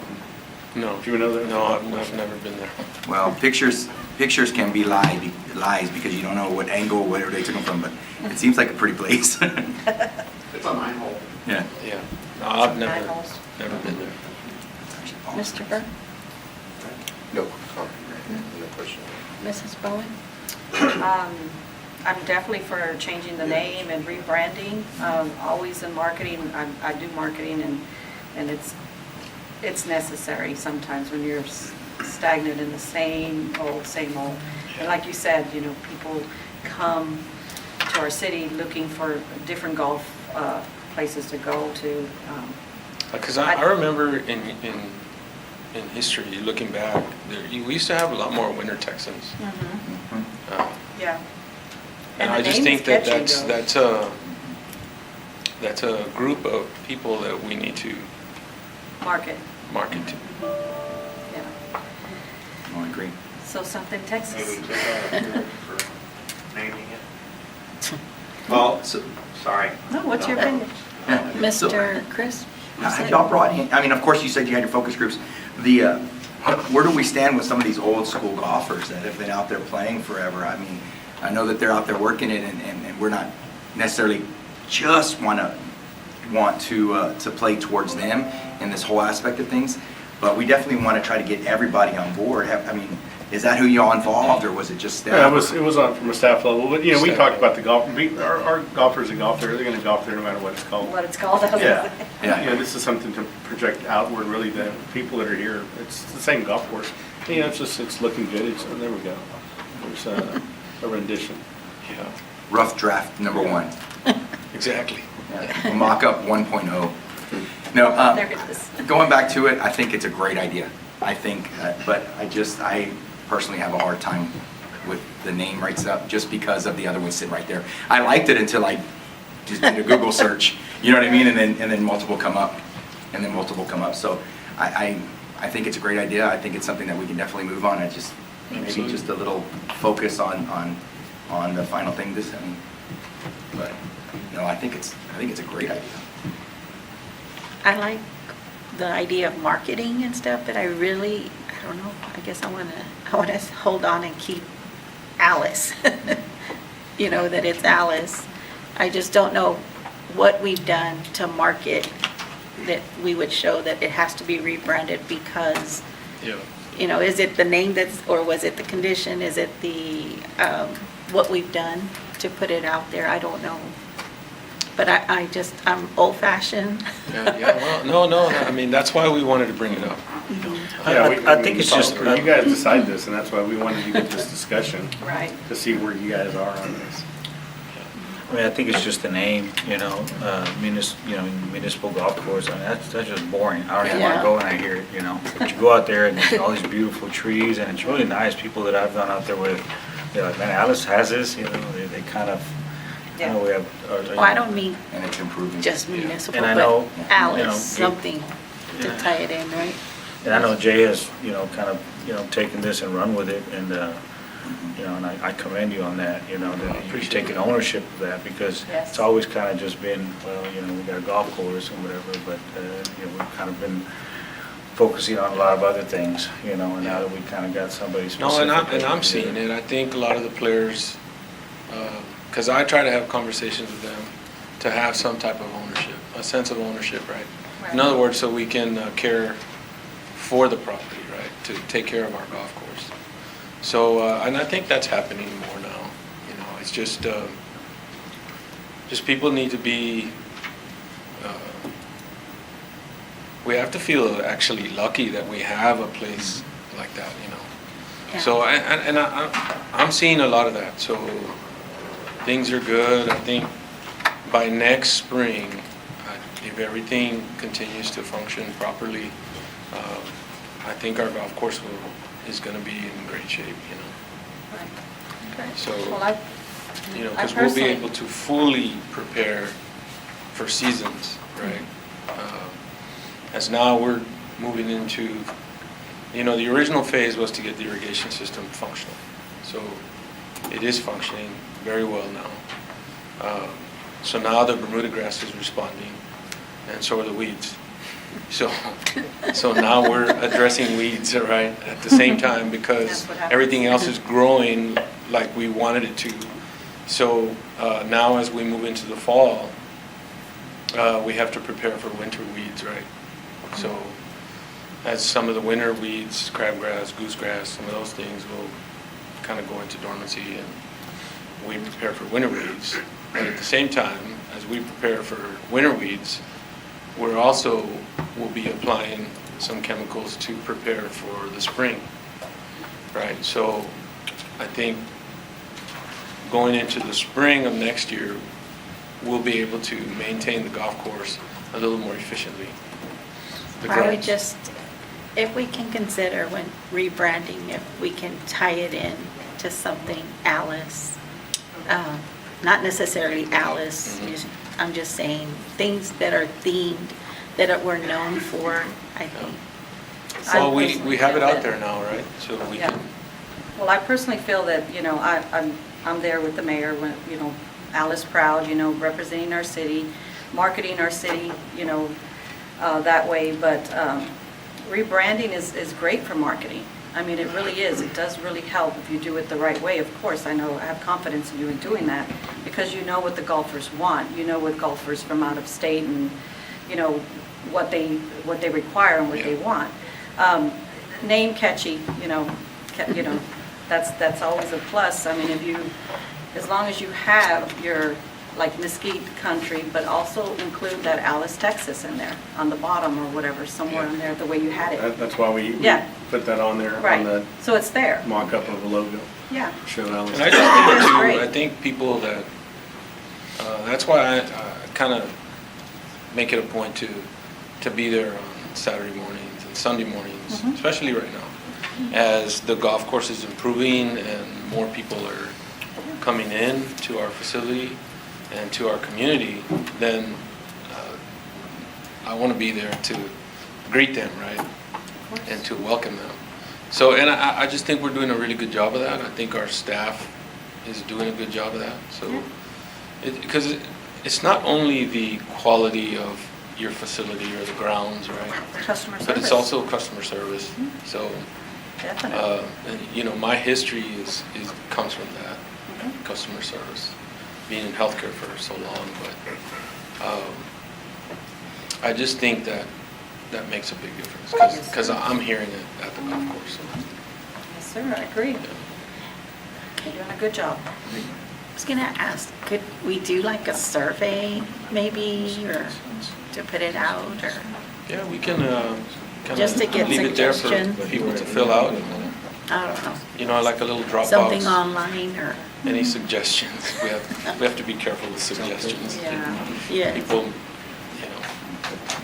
I had one gentleman ask me if he could make some work suggestions, right? Just kind of hesitated. But I mean, he told me what he wanted to do, but it was really not that big a deal. We actually did it, Okay. So, but I just, I'm really excited for the future. I think we're going to see a lot of good improvements, so. Okay. Personally, I just appreciate it. I ask that y'all just keep going back to the drawing board and come up with it, but I love the idea of the rebranding. I think that, we'll be able to move merch with a bunch of golfers once we get something out there. And I know it's not about selling stuff, but every penny. polo you sell is more advertising when people go somewhere else to golf. Oh, yeah. So I think it's a great idea, so. As long as Just it's bring it Alice, back. Texas. Council, I'll entertain a motion on this item. I make a motion to allow staff to continue the work on rebranding and present back to council at another time. Second. We- Ron or Sam? Ron, go ahead. Ron. So we have a first and a second. Okay. Is the wording okay? Because we changed it a little bit on the motion versus the item. Let's just take any action necessary. So, Back to staff. and bring it back. Okay, all right.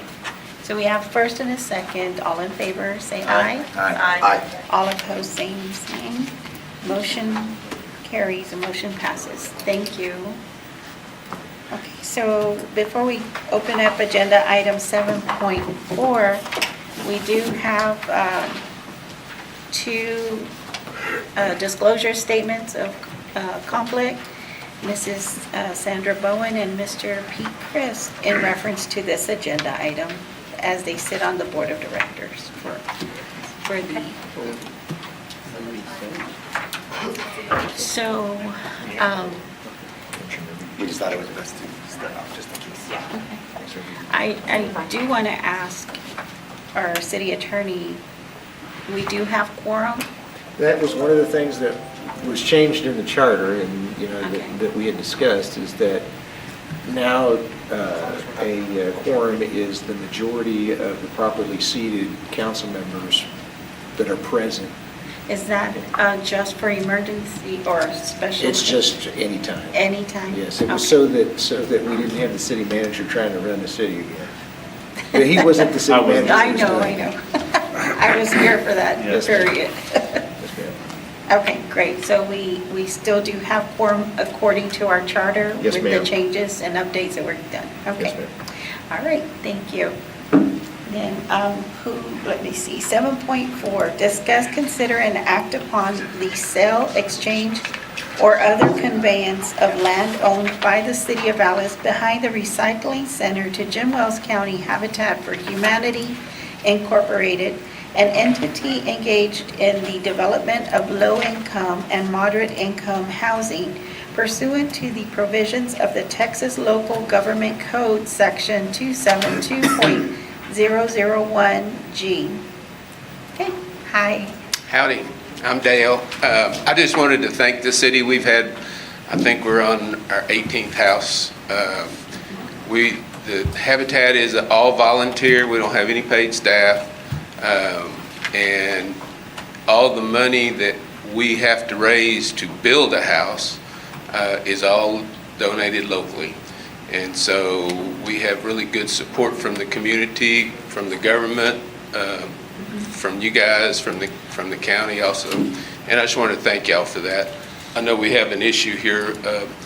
There was a time earlier on in our existence that there was urban renewal lots the city had, and we were able to, and this may have been before y'all changed the charter because it was 15 years ago or so,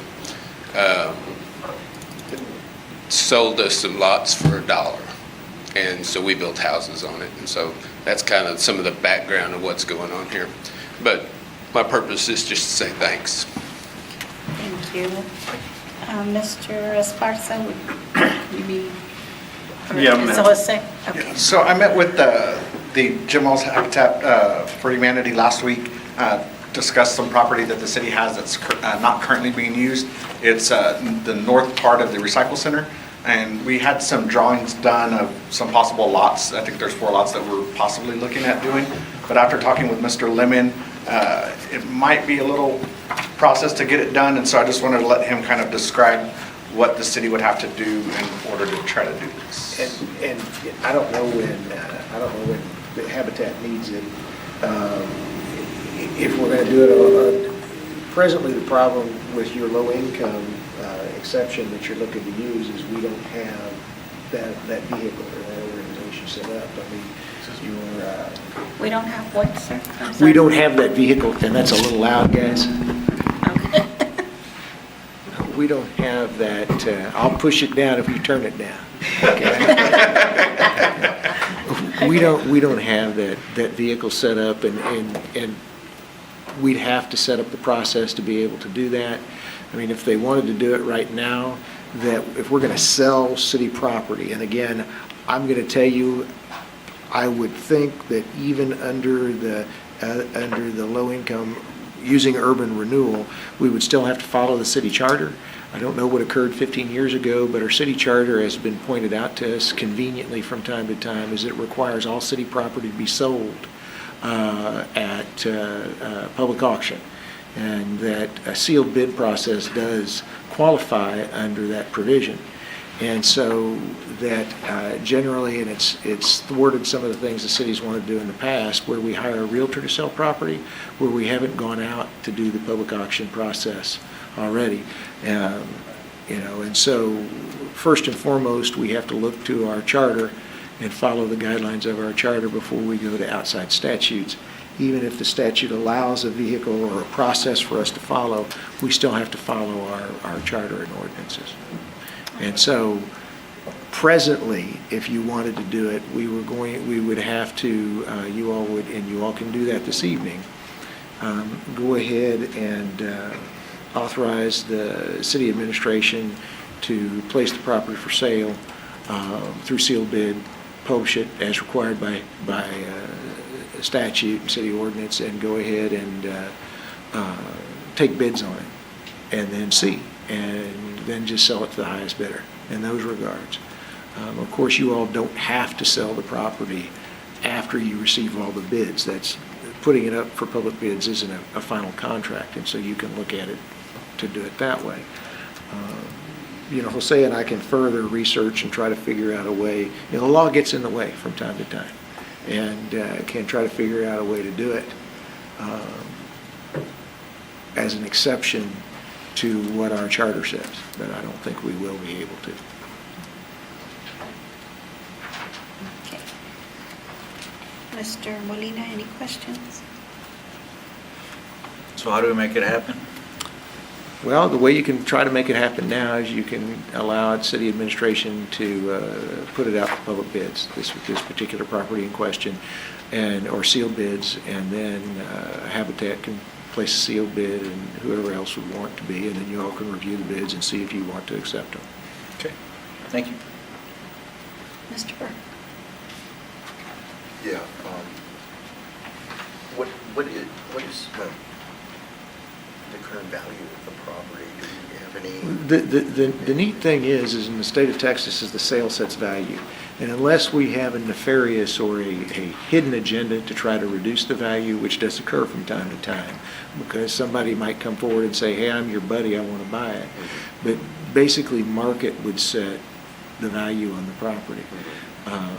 And so I wouldn't necessarily worry about that, given the piece of property that you're talking about. The city has had no plans for the use of the property as far as? I mean, there's an old house that we try to clean up that's back there. And it's right behind our recycling center, but we're looking at keeping an easement to be able to access from Magnolia Street to the recycling center. And we on that sheet you have, those lots are like 48 wide, and they'll still meet the setback and 5,000 square feet on the lot, but we try to get as much out of each lot to be able to have more properties on there and put, 4 homes on the tax rolls that everybody benefits from, not only the city. So, you did mention there is a home on, or a building on one of those. You're going to move that?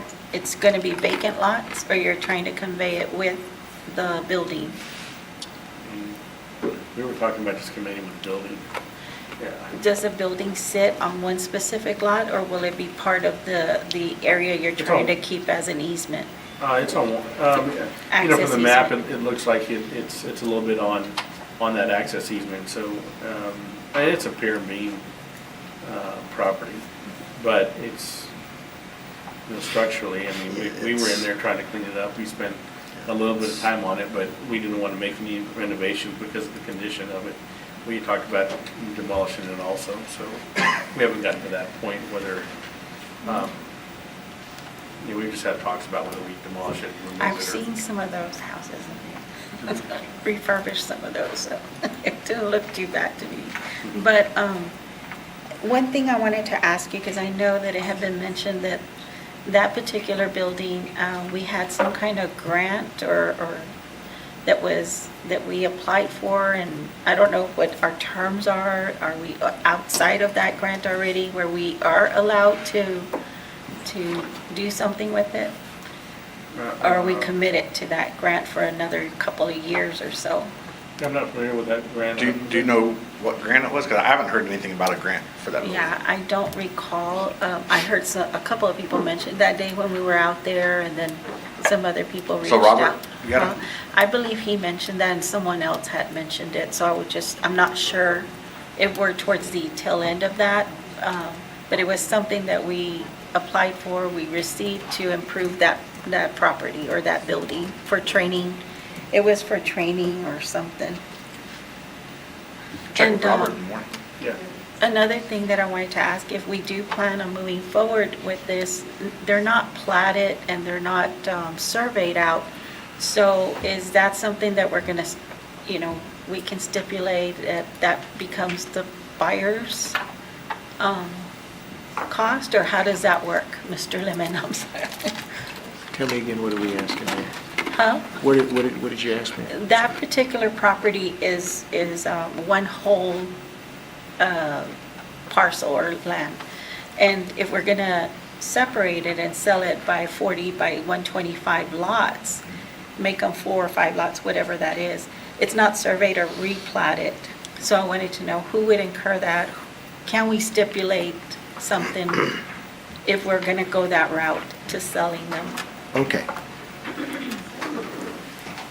The problem is that Article 3 of the Texas Constitution doesn't let you give away things for free. Correct. And so there's very limited circumstances where we can do those things. And so that's where we start. That's our baseline. Okay?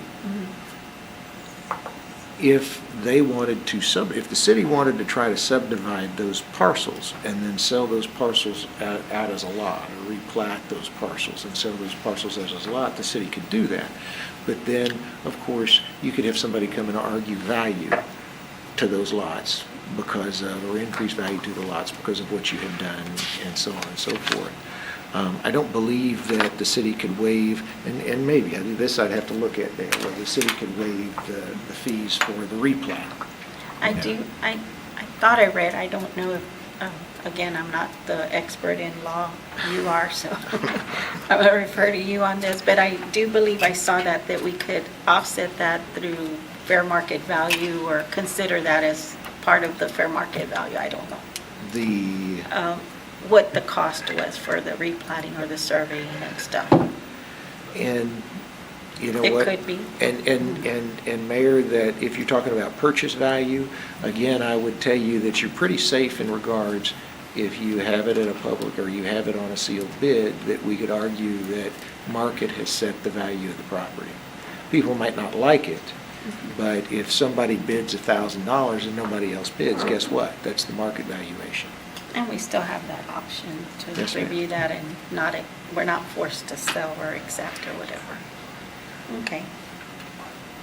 Those were a few of the questions I had. I was concerned about the grant and if we were obligated or could we sell it? And with that, Mayor, I haven't seen the grant. Nobody has brought that to my attention. Okay. So I would need to look at it and be able to tell you. Okay. All right. So, council, I'll entertain a motion at this time. Mayor, make a motion to authorize city staff to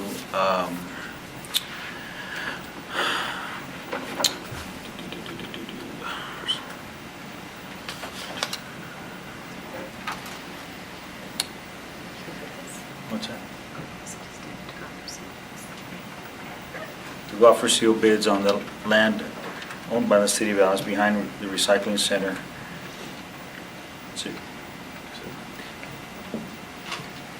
Okay. Close enough. Is that enough? Okay, second. We don't have a legal description. We have a first and a second. All in favor, say aye. Aye. Aye. And Any Mayor, opposed? Yes, sir. and I'm sorry, and just to clarify for everybody here, is that your biggest obstacle right now is your own charter. Your biggest Oh, that's obstacle right. is your own charter. Right. Because I think that Mr. Wilson is correct. I think that we can go ahead and sell it, again, under market value. But again, our charter requires us to do it through public auction. Sure. And sealed bids would be sufficient. Good. Do we have to address looking into that other part? You the don't need to building? worry about it at all, because if, for instance, if we have one bid and the bid is a certain amount, then my argument would be is that sets, that the sale sets market value. Oh. Okay? Additionally, okay, then you've got your local government code that does allow you to sell the property at below market. So I was talking about the building with the grant. with the grant, we'll need to look at that. I Okay. definitely will need to look Okay. at. All right. Okay, but what you've done is you've authorized them to put it up for sale. If I find a legal impediment to being able to do that, I'll tell him and we'll bring it back to council. Thank you. Thank you for that. Yes, ma'am. Sounds good. Thank you, John. Motion passes. It did. Again, thank you. Thank you. For all y'all try to do. Does the city have the authority to make monetary donations to, since I raised the money to pay for the lumber in the house, City. to make Mr. donations to I was gonna say nonprofits? I'll defer And that I'd to have our to look, Dale, I'd city. have to look to see exactly whether that would, what it is and whether it fell under exception. The easiest response is no, but I can look. I mean, that's not a problem. If you're Okay. asking that, we can look. I can tell the city manager and the city can get in touch with you about it. Thank you. Thank Dale. you. Okay, thank you, John? council. So if we can have our Always fundraising. Always fun. council back.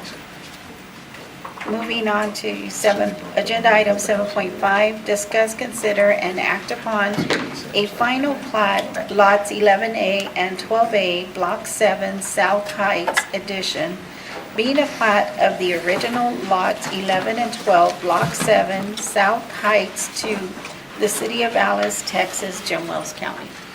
South Heights. Hello. Good evening, Mayor and Council. Good evening. This property is they're seeking a replat of this property. It's currently a commercial property that is one bigger property. They're going to subdivide it into a smaller partial and rezone. There'll be a rezone at a later date to rezone this property. They're seeking to make it into a residential property. It neighbors a residential property, and we don't have any objections to this. Okay. Council. Mr. Chris? No questions. Mr. Molina? I'm good, thank you. Mr. Burke?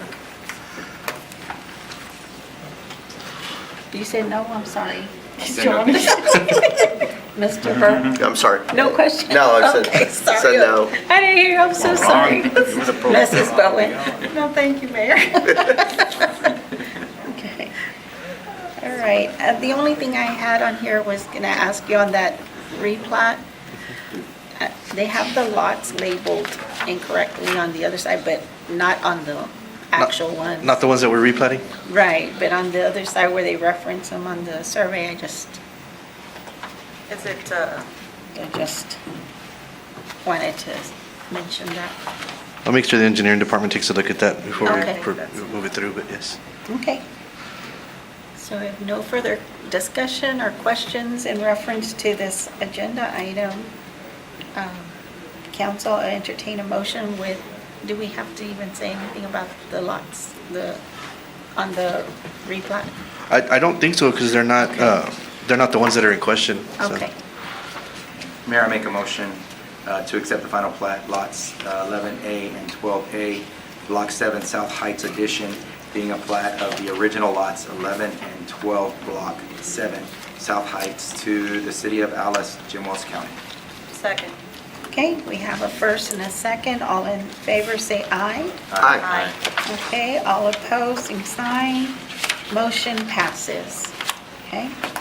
Agenda item 7.6, discuss, consider, and act upon a final replat of Refuel Station Edition, Lot 1, Block 1, known as 1910 East Main, a replat of lots 5, 6, 7, and 8, Block 5 of the Adams Presnell Farm Tracts as shown on map recorded in Volume 1, page 12, map records, Jim Wells County, Texas. Mayor and Council, this agenda item is a replat of a current property that is proposed new commercial development, and it has gone to Planning and Zoning, and there are no objections to it. Okay, council, any questions? No, I just want to mention here, I'm not ignoring, I'm trying to learn how to go through instead of the paper. Oh, the Yeah, agenda going on on my the electronic phone. version. I'm trying to be a little more modern. Little by little. Yeah, baby steps, baby Step at steps. a time. Okay, council, I'll entertain any questions at this. Mr. Chris? No, I have none, thank you. Mr. Molina? No, ma'am. Mr. Burke? None, Mayor. Mrs. Bowen? Oh, thank you, Mayor. Okay, so if there's no further discussion or questions in reference to this agenda item, I'll entertain a motion. Mayor, I make a motion to approve a final replat of Refuel Station Addition, Lot 1, Block 1, known as 1910 East Main, a replat of lots 5, 6, 7, and 8, Block 5, of the Adams Fresno Farm Tracts as shown on map record in Volume 1, page 12, map records, Jim Wells County, Texas. Second. Okay, we have a first and a second. All in favor, say aye. Aye. Okay, all opposing sign, motion carries. Thank you, council. Okay, agenda item 7.7, discuss, consider, and act upon a request to rezone Lot 12A, Block 7, South Heights Addition, known as vacant lot, corner of Shelley, I say Shelley, I don't know if it's, and South Reynolds, from B1 Business District to R1 Residential District, as shown by map ID F-17/SHGTS, transcribed map records, Jim Wells County, Texas. This is the same. This is lot a we continuation discussed. of agenda item number 7.5, but I'm going to have to ask that you table this item to allow us to address the posting requirements. Oh, okay. Motion to table. Second. Okay, we have a first and a second to table this agenda item and bring back at a later meeting. All in favor, say aye. Aye. Okay, all opposed, same sign. Okay. Agenda item 7.7 is tabled at this time. 7.8, agenda item, presentation and discussion from Alice Police Chief Aden Garcia regarding statistics, operations, training practices, equipment, and crime/arrest prosecution data, staffing and general operations, intergovernmental cooperation, and, equipment usage, procurement of the Alice Police Department. Thank you, Ms. Police Chief. Of Our course, chief. Mayor, members of the council, and our city manager, thank you for having me here today. I'll make this presentation quick for you, but I think it's some information that we really want to get out to you and out to our community. So, as you know, this summer, we had a summer campaign, Lock Her to Lose It, and went out to businesses, and I want to thank the businesses that allowed us the opportunity to put our pamphlets in there. Silver Star was one. They're always very helpful, so my hats go off to them, and I want to thank them personally for everything they do. The hotels also allowed us, and so there was a lot of people that got involved, so it's been really, really good. Residents, our hotels, gas stations, our parks. So Lock It or Lose It has been instrumental for us, and so what I did to show a comparison, I started here. I always look at my burglaries, and it tells me where I'm going. If I have a lot of burglaries, it's telling me I have a lot of issues, whether it's drugs on our streets, whatever it may be. But that's how I gauge my crime rate and what I'm seeing in my community. So if you look, I went back these are the summers, starting in 2015 all the way down to 2022. So if you notice residents and you're looking at burglaries from 2015, you have 56, and then vehicles was 37. Then you have, in 2016, we had 43 home burglaries, in 2016, then 40, And if you keep going down the line, it'll go down through the years, right? So in 2017, we had 49 burglaries. In 2017, we had 49 burglaries of a vehicle. And 2018 residents, we had 39 burglaries, 53. And it goes on down. Then you look at 2021, it went down to 16. And in our vehicles were at 38. That went up. But then look at what we've done with our lock it or lose it. And you started to see a big decrease from, in 2022, we had 12 home burglaries. And then in 2022, we had 19 burglary of a vehicle. So it has, and people are cooperating, and we are not seeing it, knock on wood, we're not seeing it as much. And so it's been really beneficial for us.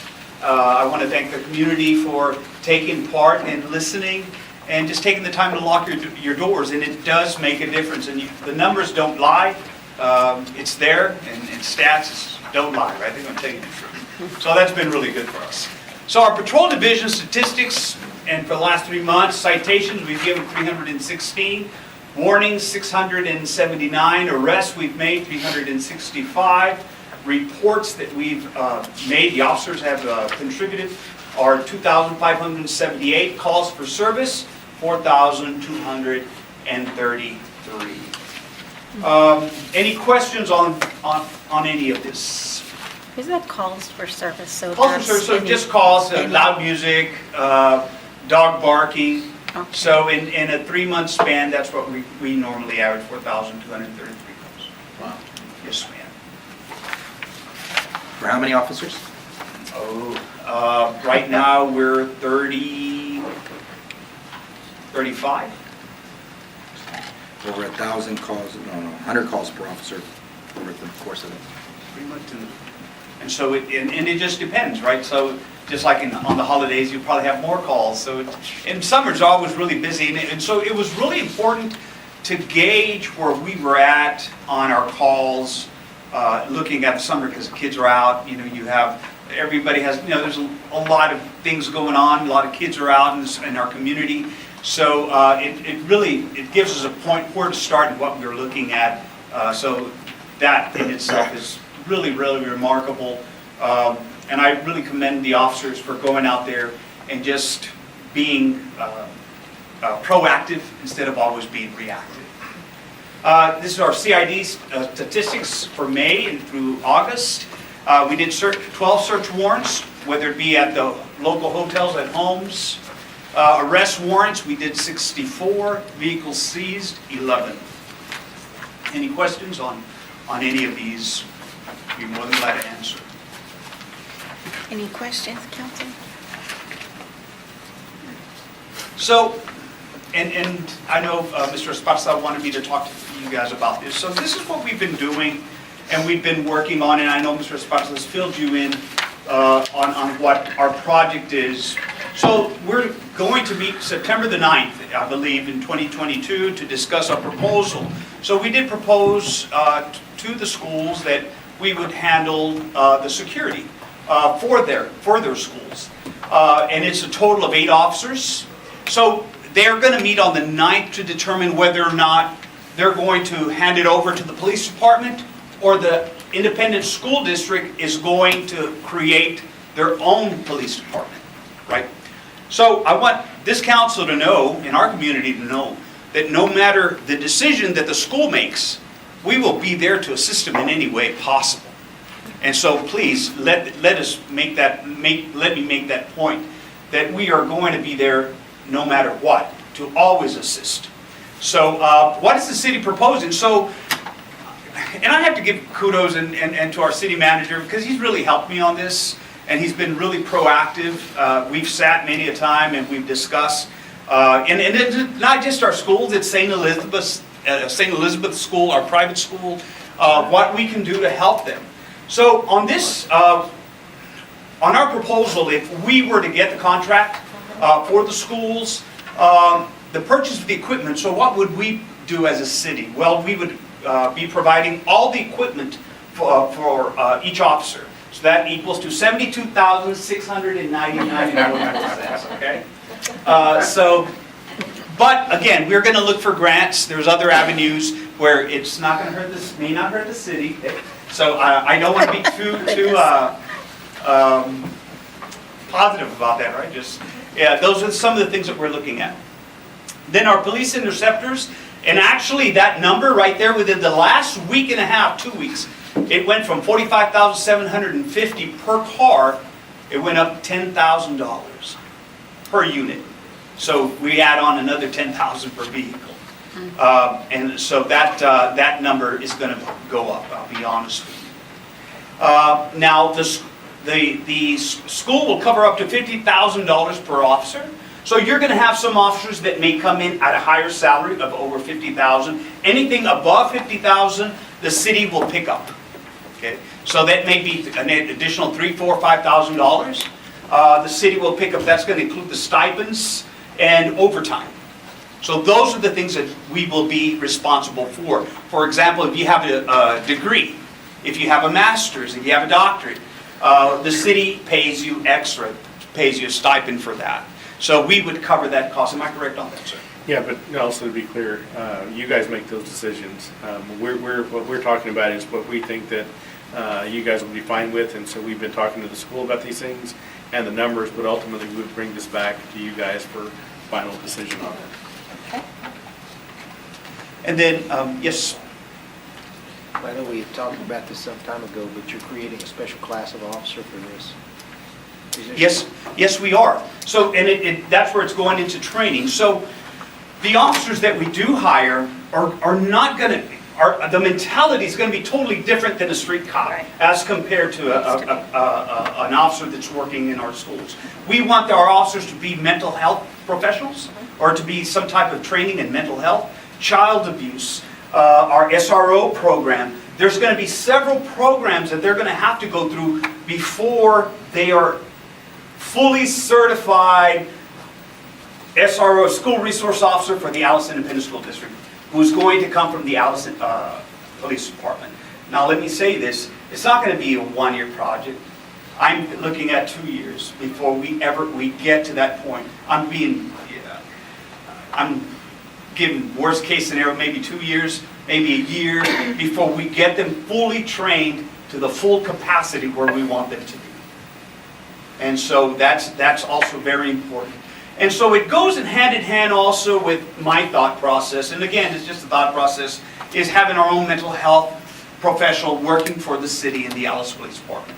Where at that point in time, when we're seeing these children and we're finding the struggles that they're having within the school, and if we could make contact with them after school, in their homes, maybe our mental health officer can intervene at that point in time. But these are some of the things that we're looking at. But we're really going to focus on the training to make it our key component of who we are. And I think it's our key component to anything that we do. So our total budget cost, it's anywhere between $550,000 to $600,000. That's not for the city, that's both the city and the school, if this council chooses to go. We'll have a breakdown of what it would cost us on our end if we should decide to go with in helping the schools.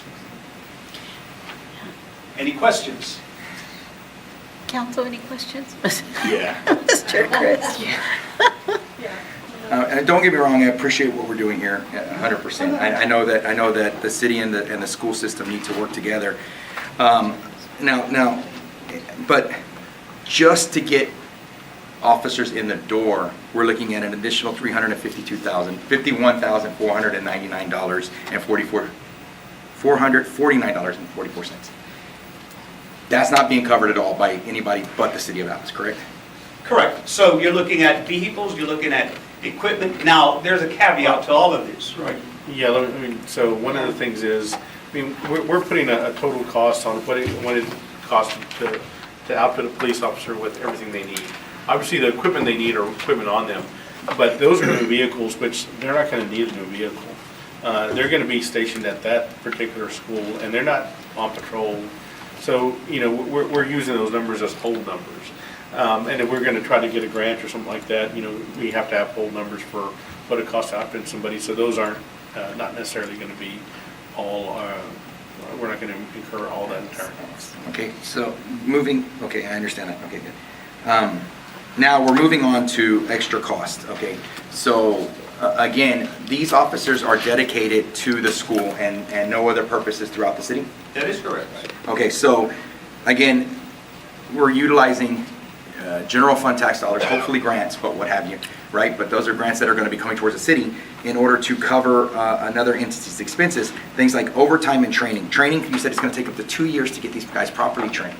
Okay, a lot of that training can't happen while they're actually supposed to be securing the city. So all of that, I mean, it's the school, so all of that's going to end up having to happen as an overtime cost or an out of the school system cost. No, sir. Have it figured out somewhat. It'll be in summers. It'll be summers. Yes, sir, correct. Okay. When school is out, that's when, you see, and a lot of the training we can do in-house. Okay. So that's a big plus for us, right? So we could put a dollar amount of what it would cost, but honestly, we can do all of our trainings in-house. There may be some specialties that would require us to maybe bring someone from the outside here. Yes, sir.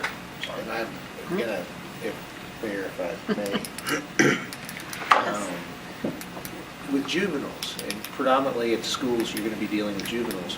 The prosecutorial entity, the starting point with juveniles is our juvenile probation department. The juvenile probation department has several resources that can assist the police department with dealing with and policing the school districts and whatnot. And so there's going to be a marriage of their enforcement, prosecutorial, and whatever wings of the juvenile probation with our police department. And they're going to want them, of course, they're going to have things that they're going to want them to do and whatnot. Also, our juvenile probation officers are going to have to be involved with our police officers as well. And so there's going to be a lot of moving parts to this. And what the chief of police has talked about is he's talked about doing kind of like an interlocal agreement with the school district. Potentially, we could include the juvenile probation officers in that if necessary, but it would be up to the chief and our chief juvenile probation officer, Mr. Smith, to come in and talk about that. And then the other way is that the school district just picks it up and has their own police force. And so I think that's what those are the options that they're looking at.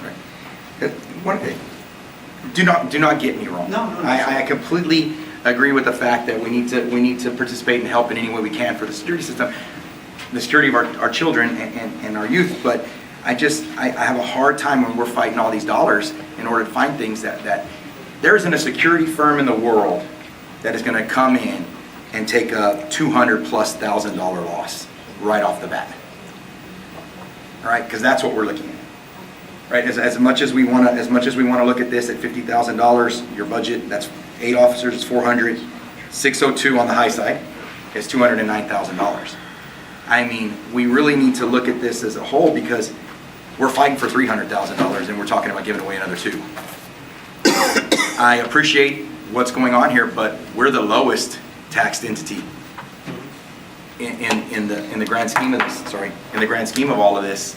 And the school system is the highest.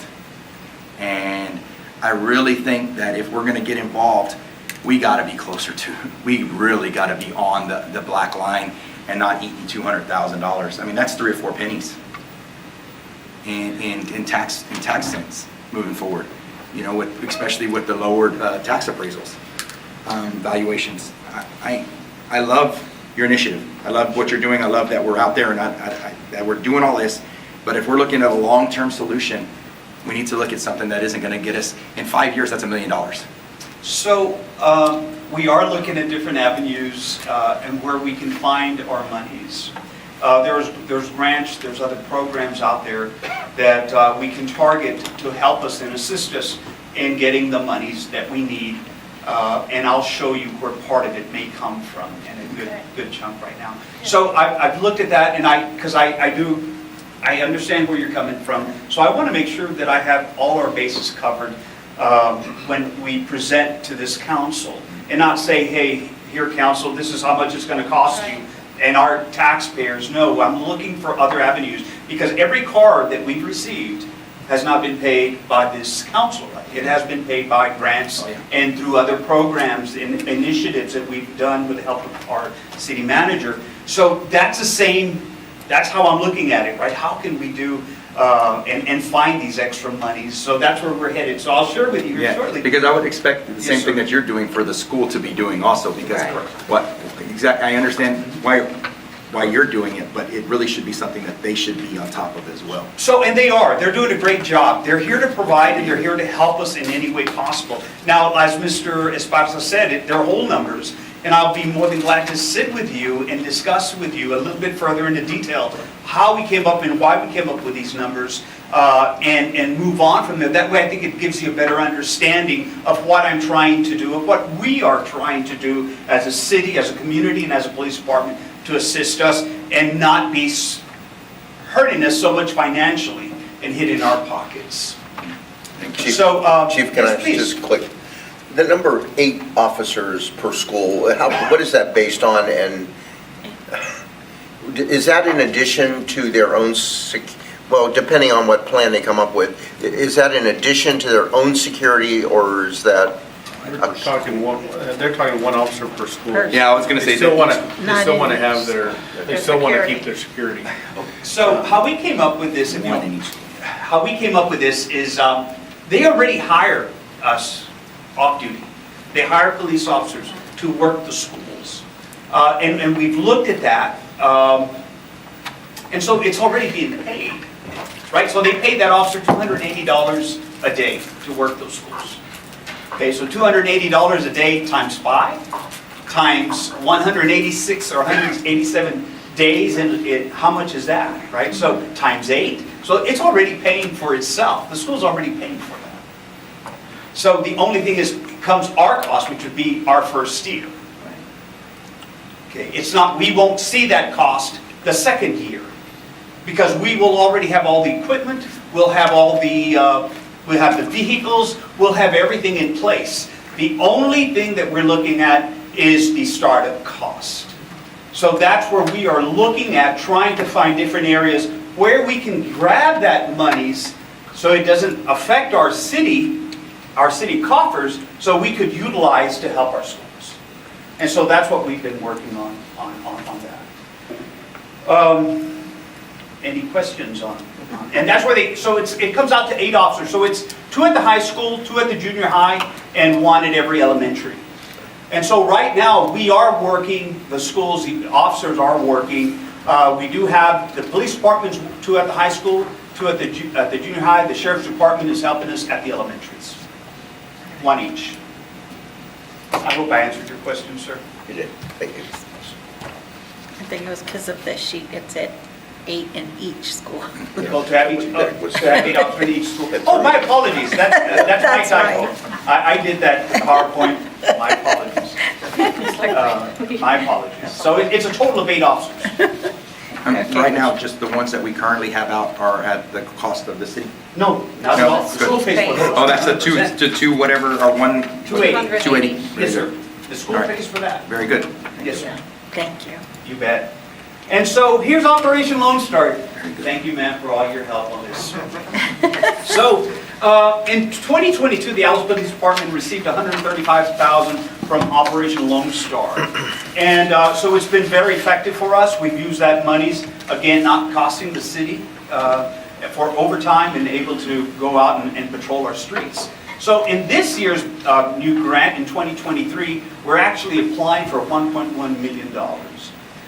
So in overtime, we're looking at officers $250,000 for dispatch. We're looking at $50,000. So remember, I talked to you about the units. Okay, they're up here for 8 police units, $404,422 to be paid by Operation Lone Star. So we also have an LPR reader, dash cam, surveillance trailer, an ATV, plate carriers. Plate carriers go over the vests that the officers currently utilize when they go into, God forbid, an incident or shooting where if they come at you with a high-powered rifle, it's not going to penetrate. And then night vision. So the total of that is $1.1 million. So I'm hoping that we are able to get our vehicles from Operation Lone Star. So that would cover the bigger cost of the school. And we will know that by September. Am I correct? I think we September or October 1st. Yes. The grant deadline is the end of this month. Oh, okay. Sorry, took a little long. No. Thank Any you. questions? And so our operation plan and our safety line, just real quick, just go over that. We are providing officers for our school. The school is paying the officers 100%. We're not paying anything. However, you do see our units parked out there in front of the school. It's more of a deterrent, but we do have 2 officers in the school, so don't maybe be surprised if you walk in and you find Alice police officers in there. Also, officers from Jim Wells County.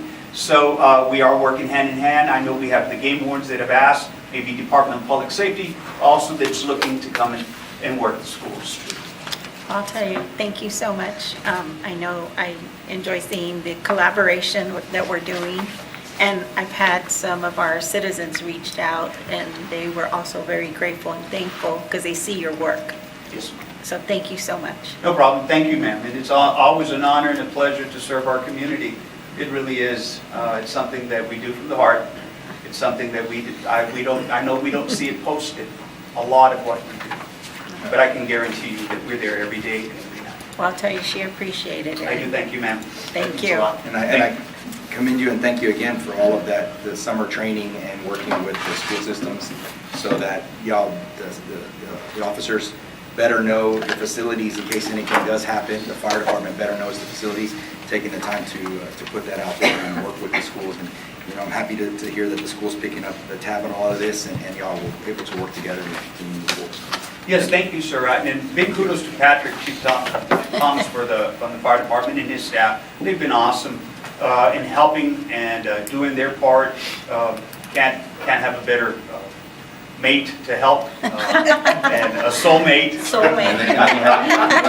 He's back there. He's turning red. You're turning red, Patrick. So they've been working with the schools in preparing, from audits, how to, building audits for our schools. So if you notice, like little things that, the high school has 58 doors, right, give or take. They were not numbered, so we had them number them. We did our inspection, we did our walkthroughs, and there's several other things that we've done to really help our schools to prepare and to better ourselves. And that was, again, the reason I bring that up is I wanted to make sure that they, they received the credit for their hard work as well. That was Lieutenant Jaramillo and Lieutenant Michael Jaramillo and Sergeant Brandon Rell. They've been exceptional. Going above and beyond. Thank them Thank as No, well. I do thank you for bringing them up. Thank you. No, thank you. Thank you, sir. Thank you. Okay, and moving on to agenda item 7.9, presentation and discussion from the Alice Fire Chief, Patrick Thomas, soulmate, no, just regarding statistics for second quarter call for service. Chief soulmates. Oh, sorry. You're never gonna let that. That's gonna be for a while now, you know that, right? Wow. Okay, Why are you blushing? so now is the presentation from the favorite chief. Stepchild. I'm sorry, I love all my kids equally. Okay, so, this is on? Oh, it's on. Or did it turn it off on me? Okay, so, Mayor, Council, I have before you the quarter 2 statistics for the Alice Fire Department, and I'll be brief on my presentation. I won't be as colorful as the police chief, but I do have some fairly good news. We did have a decrease in our call volume. I know every time it's been coming up the last couple times, the call volume, we were seeing increases and increases, and I was actually expecting to see an increase with the busy fire season that we had, but and let me rephrase the call volume, the statement of us having less calls. We had more fire calls, but we also had a decrease in some other areas. Some of our EMS calls decreased, and some of our special responses also decreased. So overall, we had less calls, but we did have more fires, and that was attributed to the wildfire season that we had. Overall, though, I believe it was like 19 calls less than what we had last year at this exact same time. Our average time or our average response times were exactly the same. That was kind of weird. Usually it kind of goes up or down, but this time it was the same. And then our average turnout times did decrease, so we got out of the station a little faster. about a couple seconds, but we'll take it, right? Yes. Again, this same time last year, or this year, right now, we're at 275 calls, and last year, for this quarter, we were at 294. So again, that was a decrease. I also included, again, a breakdown of each zone in the city, and you can see there the breakdown of the different types of calls that we responded to based on each zone. And I also went down and broke it down a little bit further and went down to calls that were just in the city and calls that were just in the county. And the decrease was the calls in the city. We had less calls inside the city. Calls in the county stayed pretty much the same. I know that's always a question that we have, is how many times are we going outside of the city limits. Other than that, everything else is pretty much uniform. Nothing that stood out. I do want to take a look and go to the second quarter contingent accounts by month. You'll see that we're still, I included last year's monthly breakdown so you can see the total call volume per month. And then you look at our call volume this year per month. Every single month has been less calls, starting from January all the way up to June. And every month has been less and less calls. However, except in April, we were one call over what we had last year. So if we stay on track with that, we'll be at the end of the year less calls than what we had last year. And the very last page in this report is a breakdown for the last 15 years of our call volume, and you can see that we're still higher, already higher than some of those really good years that we had in 2015, 2016, where we were only like at 500-600 calls a year. We've already hit that number. If we continue our trend that we've done every month, we'll stay under the 1,200 calls we had last year. That's the goal, is to have less calls. More specifically, have less fires, because those are the ones that cost the most for us, because when somebody's having a fire, that's a property loss to somebody in our city, and we don't want to see that. But that's my report for this quarter. Great. Thank you. Thank you. Council, any questions? No, just a statement, thank you for not using that pointer, because when he was using it, I thought somebody had a rifle or something. I saw it, I was like, but no, I'm okay. No, that wasn't in our budget. We didn't have the point. No, I did have one. It seems that the average time on location has doubled. That's attributed to the wildfires. So the wildfires, those are lengthy calls. Sometimes we have to sit and wait. We don't want to damage our vehicles driving into the brush. So sometimes it's a matter of sitting and waiting for the fire to come out to a point where we can get to the fire. So it's time consuming. Okay. And so that I could attribute it to that, because we did a lot of that during this last wildfire. Yes. Thank you. Thank you, Chief, appreciate it. Great job. Thank you. Keep it up, guys. Appreciate you. Thank you and all the firemen. Well, I say Women. keep it up, but it's a matter of people not having, we all keep it up. Keep it up out there so they don't have to go up. And thank you again for that donation. Yes. Oh, that was, I can't take the credit for that. That was the firefighter. The They went to, association. they have their organization, they went to a vote, and those guys unanimously voted for it. So Tell them thank Such you. a blessing. Thank you, Nice. thank you, thank you. Yes. Amazing, yes. thank you again. Thank you. Okay. Thanks. Moving on to agenda item 7.10, presentation and discussion on July 2022 month-end financial statements, summary of funds, and delivery of July 2022 check registers. Thank you so much. Mayor, I know. Every time I come up here, but after speaking over those gentlemen, I haven't reached soulmate, so I'll do a better job. Come on, guys. All right, we'll have the financials for the 10 months of July 31st. General fund revenues are at $10,781,547.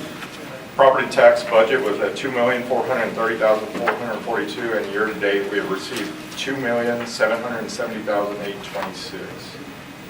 Exhibit B, we have our M&O and INS 2022 of $3,979,395, and it's roughly $87,000 above last year's mark. Going back to Exhibit A, sales tax was budgeted at $4.4 million, and we're showing $4,147,252 through May. Exhibit C. We have sales tax budget versus actual, and this includes the month of June. June, we had a great month. June's collection came in at $625,585, so $185,000 above target. 2022 budget is $3,960,000, and we have an actual of $4,773,111.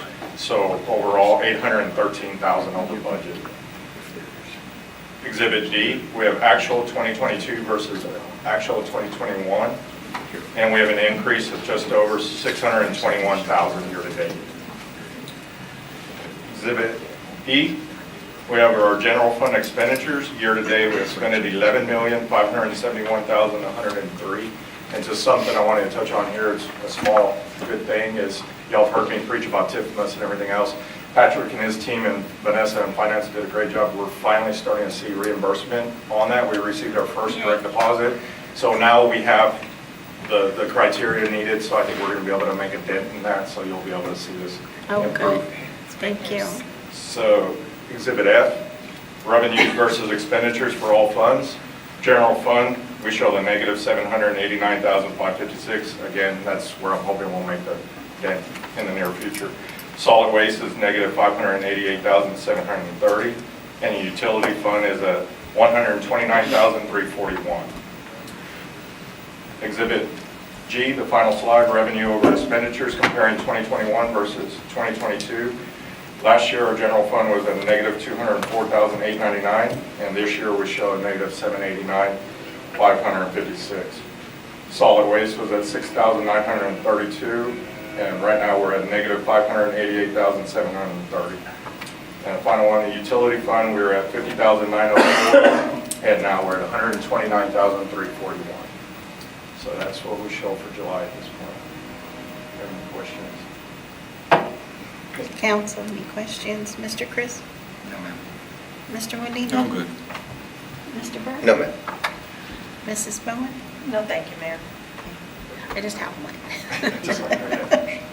I was just going to ask you on that inter-fund,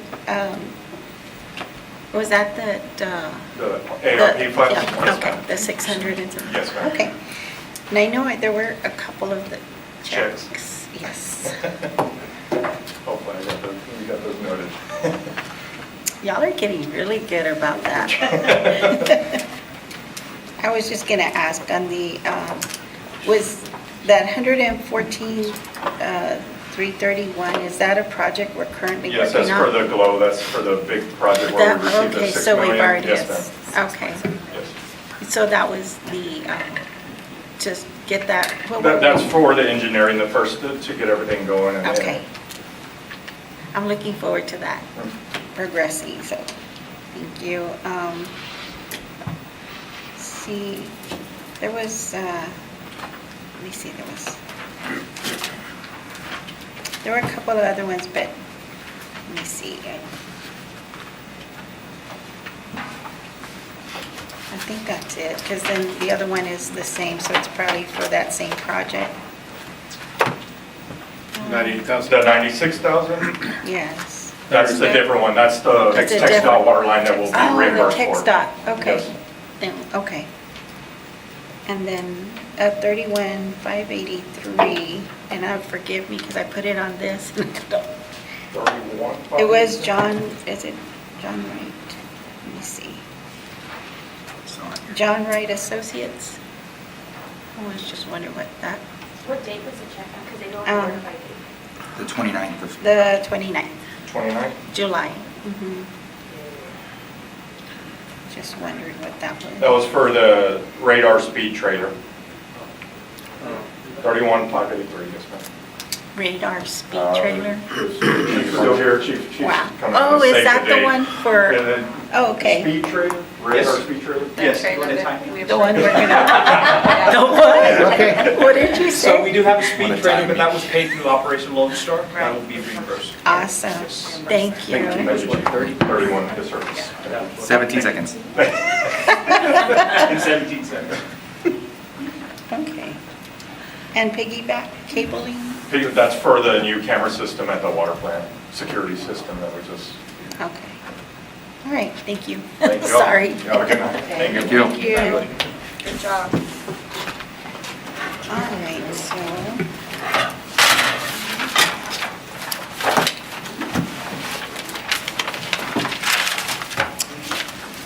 Agenda item number 8, executive session in accordance with Texas Government Code, Chapter 551, Subchapter D. The City Council will now recess into executive session closed meeting to discuss the following. The City Council may enter into closed or executive session to discuss the following pursuant to 8.1, consultation with its attorney, Texas Government Code, and subsection 551.071, update regarding mediation and civil action number 2:CV-00024, Jose Gonzalez versus City of Alice. Okay, so it is 7:11 p.m. and we will be going into executive session.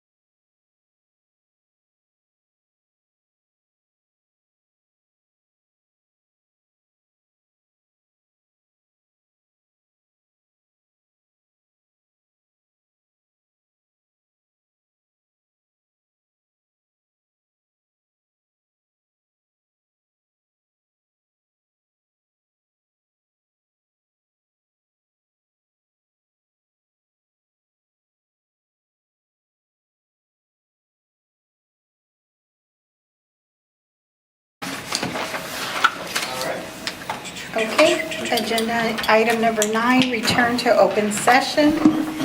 Return to open session and take any action. Sorry, I'm out of breath coming up the stairs. Any action necessary as a result of the discussions in preceding agenda item number 8.1 pursuant to 9.1 consultation with its attorney, Texas Government, and subsection 551071. Deep breath. Jeez. Update regarding mediation and civil action number 2:22-CV-00024, Jose Gonzalez versus City of Alice. Council? Mayor, as per discussion downstairs, no action needed on this item. Okay. Correct. Okay. So no action on this agenda item. And we'll move on to agenda item number 10, adjournment. I'll entertain a motion. Mayor, I make a motion to adjourn. Second. Okay, we have a first and a second. All in favor, say aye. Aye. All opposed, same sign. Meeting adjourned. Thank you so much. Thank you. It is 7:40.